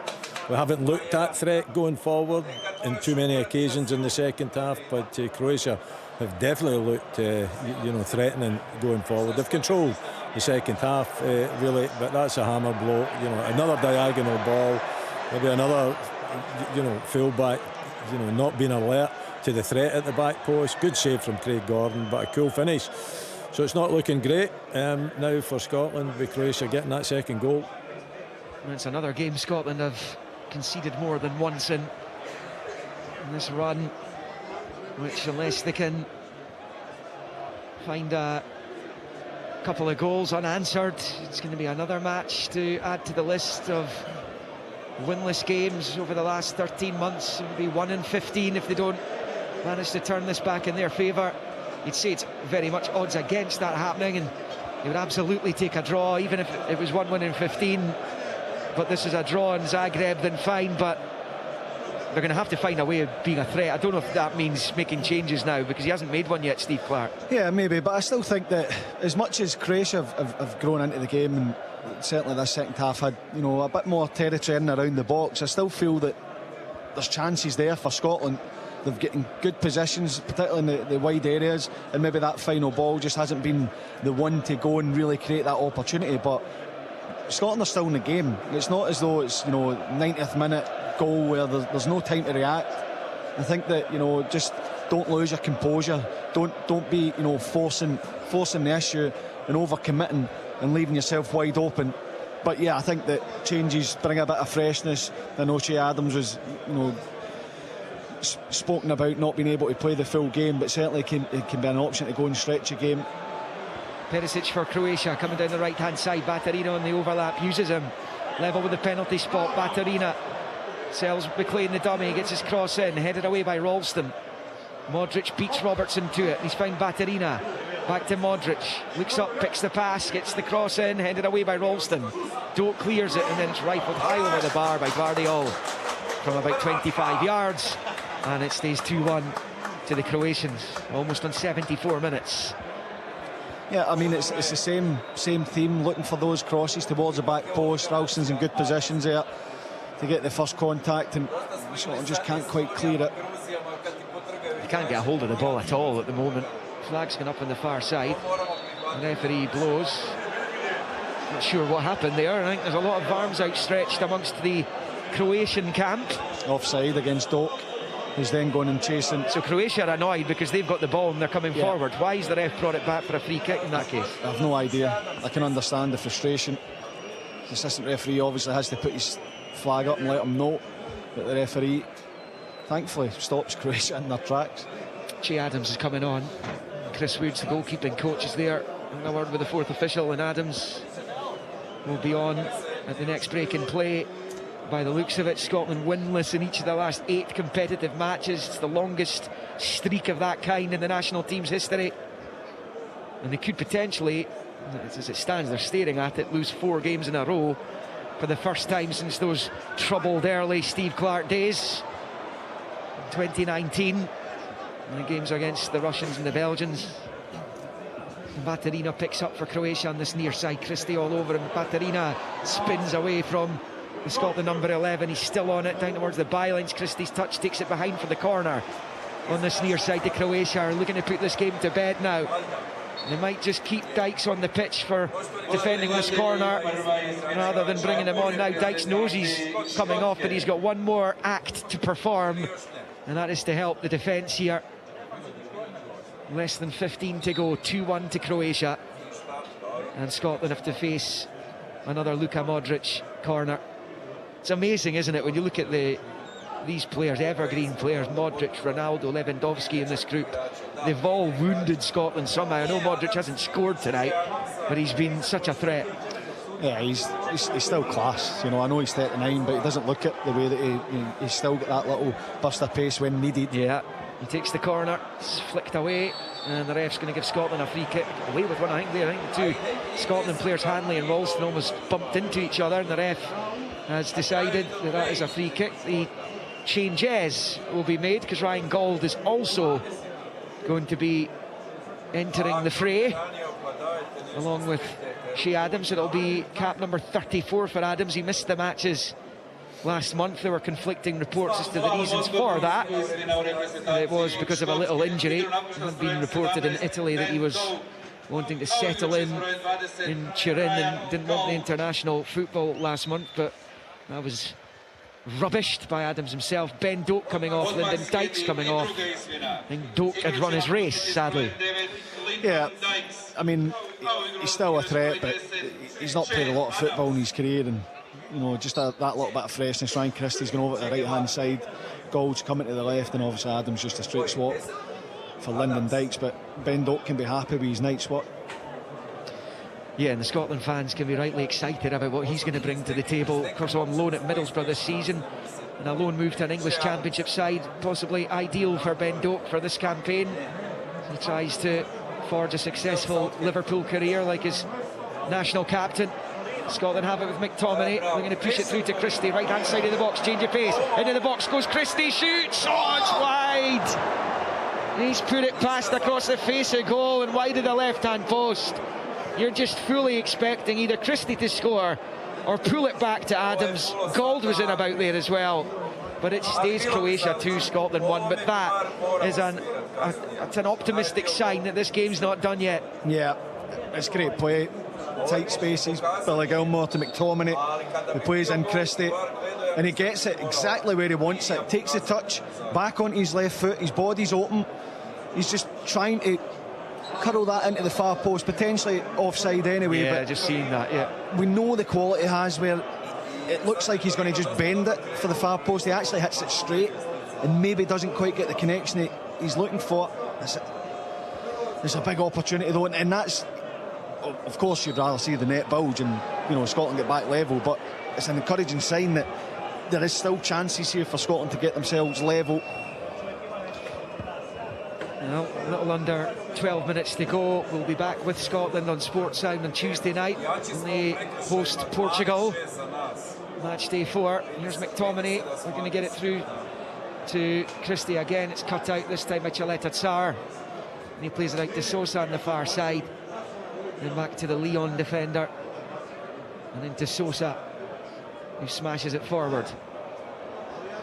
And Sosa up against his clubmate Shea Adams now, both of them at Torino. They started the season pretty well. They were top of the embryonic table in Italy. They've dropped down a bit since then, but Adams has scored 4 goals, including 3 on the bounce early in his Torino career. As Croatia play it out from the back, it's with Gvardiol over on that left-hand side, up the line for Sosa. Back to Gvardiol, it's a long ball forward, and the Scotland defence almost caught by Baturina in behind. Gilmer trying to get back at him. Baturina has it left-hand side of the box. Rolls it back in field, an opportunity here perhaps for Petkovic. Out to Sosa, crosses in, flicked away out to this near side, and Ryan Gauld boots it to safety. And cushion header there by Shutalo. That's lovely gliding play at the edge of the penalty area, and the shot is well wide from Petar Sucic. Good little turn. Scotland not closing the players down as they were in the first half. That's what made it such a strong first half performance, was their work off the ball. They just look like they're tiring out there. It stays 2-1 Croatia. We're in the final 10. Yeah, it's been difficult because Croatia have made, you know, changes in that attacking area in midfield, bringing that freshness. So they've been in the positions throughout the game. They're just finding their teammates a lot more easily towards the end of this game. And look, you can understand they put so much into the game, Scotland, and it's still, you know, there to go and get a positive result. So you have to go and take those risks at times to try and push some bodies forward. As you see with the opportunity for Ryan Christie, there's still chances left in this game for Scotland. Craig Gordon's just put it straight into touch though. It's going to be a Croatia throw-in on this near side. And Ivan Perisic is over it. And some of the Scotland fans would have celebrated that Greek victory in London the other night, but that did not do their hopes of avoiding pot 3 in the World Cup qualifying draw any good at all. Greece are one of the nations that Scotland don't want to be winning matches right now, if indeed they don't manage to finish in the top 2 of this Nations League group, which, if they lose this one, is becoming even more unlikely. And later in Warsaw, it's Poland-Portugal, as McLean picks up and knocks it out to the right for Ralston, up the line for Christie. Christie then flicks it infield to Kenny McLean. We haven't seen McLean and Gilmour on the ball in the second half. McTominay as well, as that long ball down the left-hand side aimed for Gold is headed out for a throw-in by Perisic. And picked up by Gilmour, who bowls it infield to McLean. And back to Billy Gilmour, looking for space. Modric all over him. Turns it back into his own half for Suter. And then to the right of the centre circle, it is Ralston. Out to Christie on the far side touchline. He's replaced Doak on that right-hand side. His ball in field cut out, but gets away with it. So it bumped off Budimir. It's now with McLean, a long ball forward, but it's a comfortable chest back to his goalkeeper by Gvardiol. And it stays Croatia 2, Scotland 1, with 8 of the 90 to play. Yeah, it's only comfortable because McTominay slips. He makes a run. Kenny McLean spots him. And it's the right pass. It's a good weight. He's just running in front of Gvardiol. But the slip allows Gvardiol to come back and just deal with it. Robertson has it on this left-hand side, on the halfway line, back into his own half for Hanley. And Grant Hanley shifts it forward to Gilmour. On the halfway line, knocks it forward, looking for Ryan Gaul. Perisic just gets between the man and the ball and chaperones it back to Livakovic, who picks the ball up eventually. Do Scotland have one big chance left in them? They had one with Christie a few minutes ago. And the man who gave Scotland the lead tonight spurned it. And it's back with Livakovic. I think there is, because there has to be an element as well from Croatia that they can't, keep piling bodies forward. At some point, are they going to make a decision where, not that they'll shut up shop, but they'll take less risks, and hopefully that allows, Scotland to get an opportunity. They've given it away, and Modric has it left-hand side of the Scotland box. He's inside it now. Back to the edge of the area. Scotland trying to defend this. The shot at goal is blocked. It was Petkovic. And then a free kick for a foul on Gilmour as Scotland tried to dig themselves out of trouble there. The ref wants the free kick taken from the correct position, which it is eventually by Suter. He squares it to Hanley, who knocks it forward to Gilmour. And then out to this left-hand side for Robertson. Robertson then driving forward, flicking it infield for Ryan Gauld. He's found Adams. First time ball, low out to Robertson. Gets the chip ball into the box. The flag's gone up against Andy Robertson over there on the far side. And it stays Croatia 2, Scotland 1. So frustrating that they, again, just as in Lisbon, had the lead against the top-class side. They've been pegged back and now they're behind and they're chasing. Yeah, it is, but that's what happens when you're playing against, teams at that level. It's tough to watch because you're seeing a lot of good signs and a lot of good things in the game, but ultimately, it's a chance to go and win the game where, there's still time to go and get an equaliser, but it seemingly looks like it's thrown away, and that is tough to take. These are the lessons that you learn at this level. But I think that Scotland will get another chance. I really feel that a chance is there. It's whether we can get someone to stick it in the back of the net, because Croatia, they were aggressive in their press. They'll try to force mistakes. They're sitting off a little bit, but they're still in good positions to hurt Scotland when they pick the ball up. Croatia give it away this time. Sosa, he's looking for someone to blame. Gilmour has it, knocks it forward there to Gauld. Now it's with Adams. Adams out to Ralston on the right-hand side. It's a long drifted ball to the left-hand side of the box, but a really good, experienced header back to his goalkeeper by Perisic. And Livakovic underarm bowls it to Perisic on this near side. He's got a long ball forward down the right for Baturina, who's onto it now. Robertson trying to get back at him. Baturina has it. Level with the penalty spot. Robertson slipped. Batarina's in the box. Pulls it back to the penalty spot when it's a wonderful little challenge by Gilmour. Really was, because Budemir's pulling the trigger there. And Gilmour does just enough to put him off, and Scotland get it away. They trail 2-1. We're in the final 4 minutes of the 90.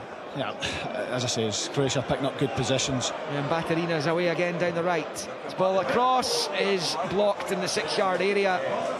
Really well by John Souttar. Again, it's Budimir threatening inside the 6-yard area. And Souttar covered his position well, and out it goes for another Croatia throw-in on this near side. Ivan Perisic is over it. Still no further changes for Scotland. As Perisic gets it back immediately, back to Batarina, level with the 6-yard line. Side football back to Perisic. His attempted pass back's cut out by McLean. Scotland get it away, but it's all the way back through with Livakovic. He's come outside his box, launches it forward with the right foot. And underneath it there was Petkovic. Can't really get a teammate involved, and Gilmour with a little back heel for Christie. And now Robertson to Billy Gilmour, flights it forward there, he spots the run of Gold, and Gold's coming down the left hand side of the Croatia box. Adams waiting in the middle, and it comes. Oh, and it was almost knocked towards his own goal by Chaleta Tsar, and eventually they bundled it out for a throw-in on this near side for Scotland.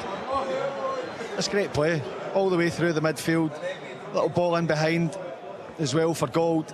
Great run, timing the movement, and he's just waiting for Che Adams to make a move. Che Adams makes it too late, but it's a dangerous ball that he struggles to deal with, Chaleta Tsar. Well, it's not quite last orders yet, it's getting there though. Scotland have it with McLean, 2.5 of the 90 left. Scotland trailing 2-1, it's Gold.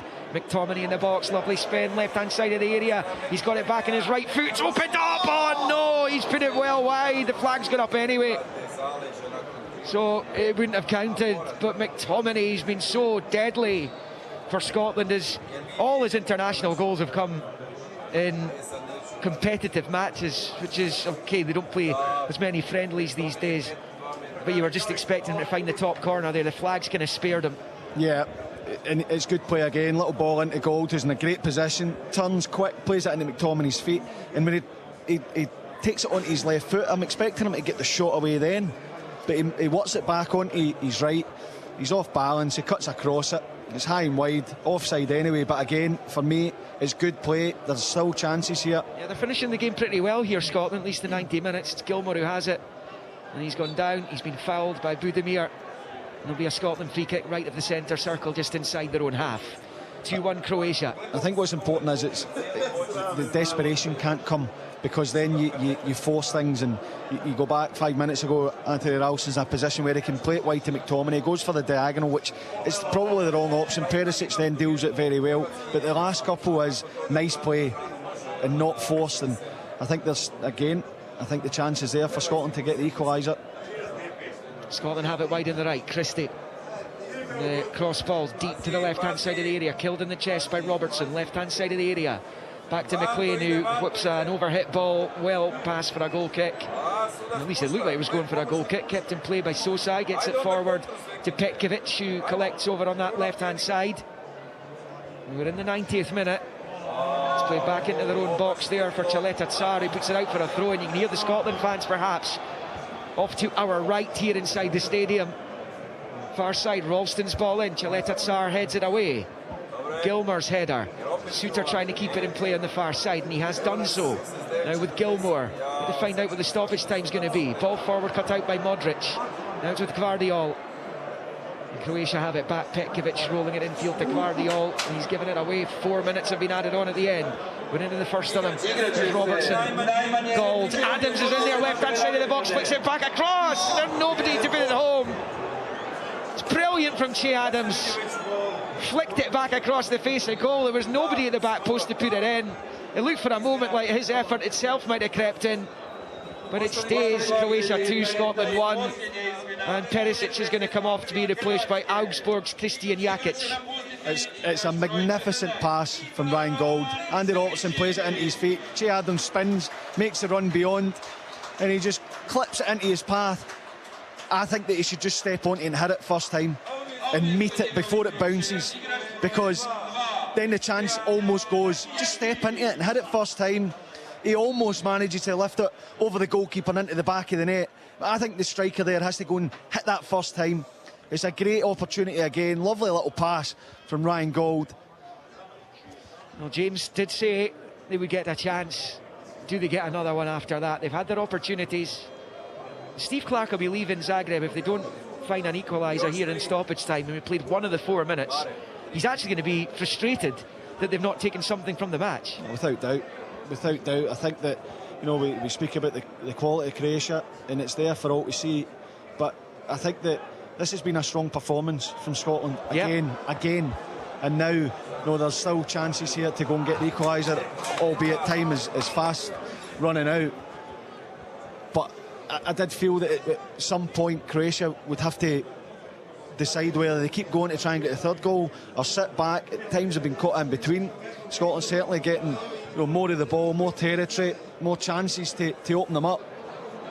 McTominay wins it from Modric and drives forward across the halfway line. Early ball forward to Gold. First time low out to Christie on the far side. The seconds are ticking away. McTominay, right hand side of the box, is attempted ball across, is cut out though, and Croatia come away with it. And it's the tall figure of Petar Sucic who takes it for a run down the left hand side. And he's still going. There's no challenge on him. Sucic down the left he goes. Eventually Suter gets there, wins it back and knocks it up the line to Christie. Less than 2 to play. Christie has it, moving up towards the halfway line.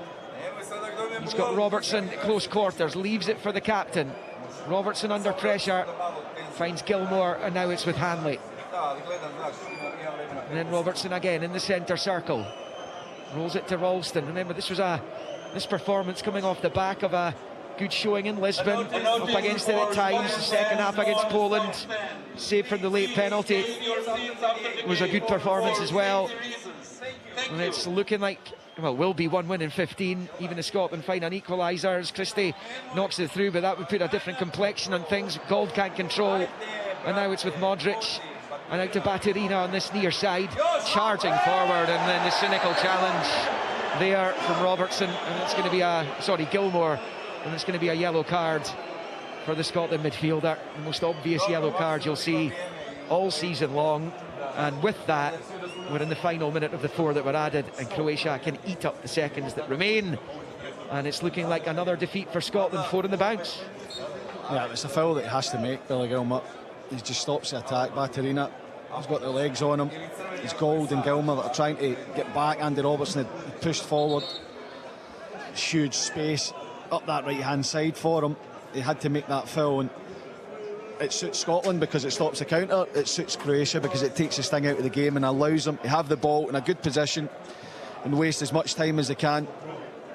There's McLean, challenged by Baturina, out for a Scotland throw-in, but it's deep inside their own half. McLean bowls it. We're into the final 10 seconds. The ref's had a look at his watch.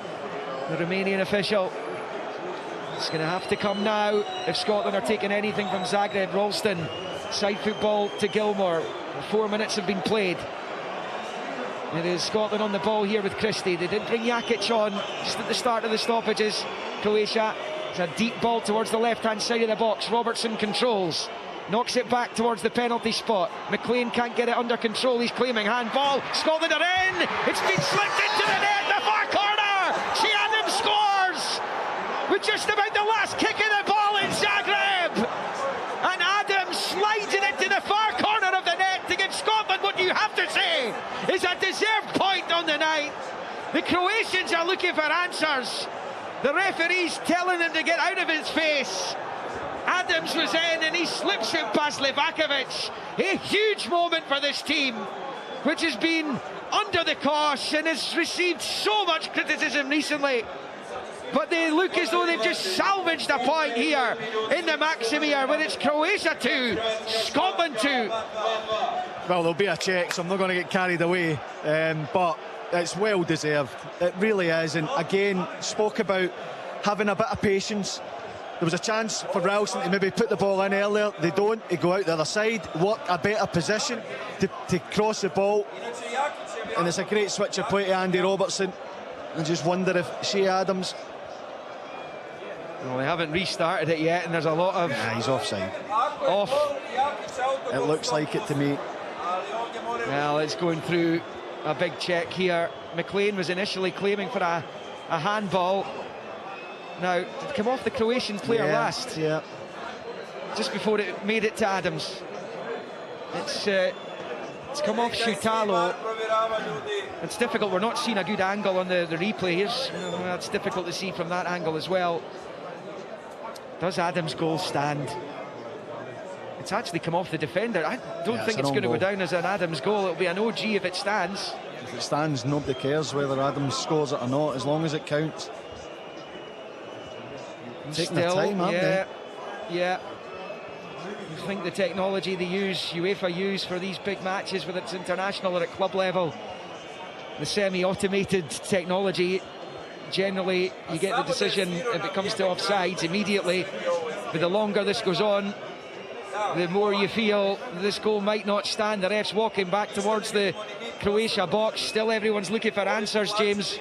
Yeah, I mean, I think they must be looking at who has the final touch when it goes into the path of Shea Adams, whether that's Kenny McLean, whether it's a defender. Plus also, you know, there was a claim for the handball, so they check that as well. If they determine it comes off a Croatia player last before it goes into the path of Shea Adams.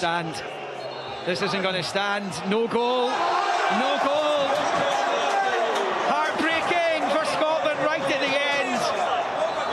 The goal doesn't stand after the lengthy VAR check.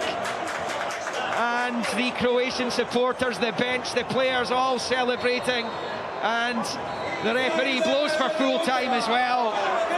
It's defeat for Scotland in Zagreb, just when it looked as though they had pulled a point from nowhere right at the death. But it doesn't count. Shea Adams is talking to the referee. It's not going to matter what he says, because Scotland have lost this game. And Steve Clarke will be thinking that they deserved something from it. They led through Ryan Christie on 33 minutes. Scrappy goal it was, they didn't care. And that was cancelled out by Matanovic. Just a few minutes later, he found the bottom left corner for 1-1. Croatia were better in the second half. Craig Gordon made several saves. Modric was a constant threat. And Kramaric with a header on the rebound with 20 of the 90 to play has scored what's proven to be the winning goal. And that coming before the late drama. Shea Adams attacked a ball through into the box. Kenny McLean had claimed a penalty and came bouncing off one of the Croatian defenders. Found itself in the bottom right corner of Livakovic's net, but it does not count after the VAR check. There was plenty going on inside the box. They found something, whether it was simply an offside or if it was something else, we'll find out in the shake-up. But it is defeat. It is 1 win in 15. It's 4 defeats on the bounce for Scotland. And this run of the worst run ever of competitive matches without a victory moves on to 9, with the Portuguese up next in Glasgow on Tuesday evening. The Tartan Army booing the officials as they make their way to the tunnel, which is off to our right behind the goal in the Maximir. And it's a devastating end to the game, just as it looked as though Scotland were going to pick up a worthy point. It finishes here in Zagreb in Nations League A. Croatia 2, Scotland 1. Scotland in the UEFA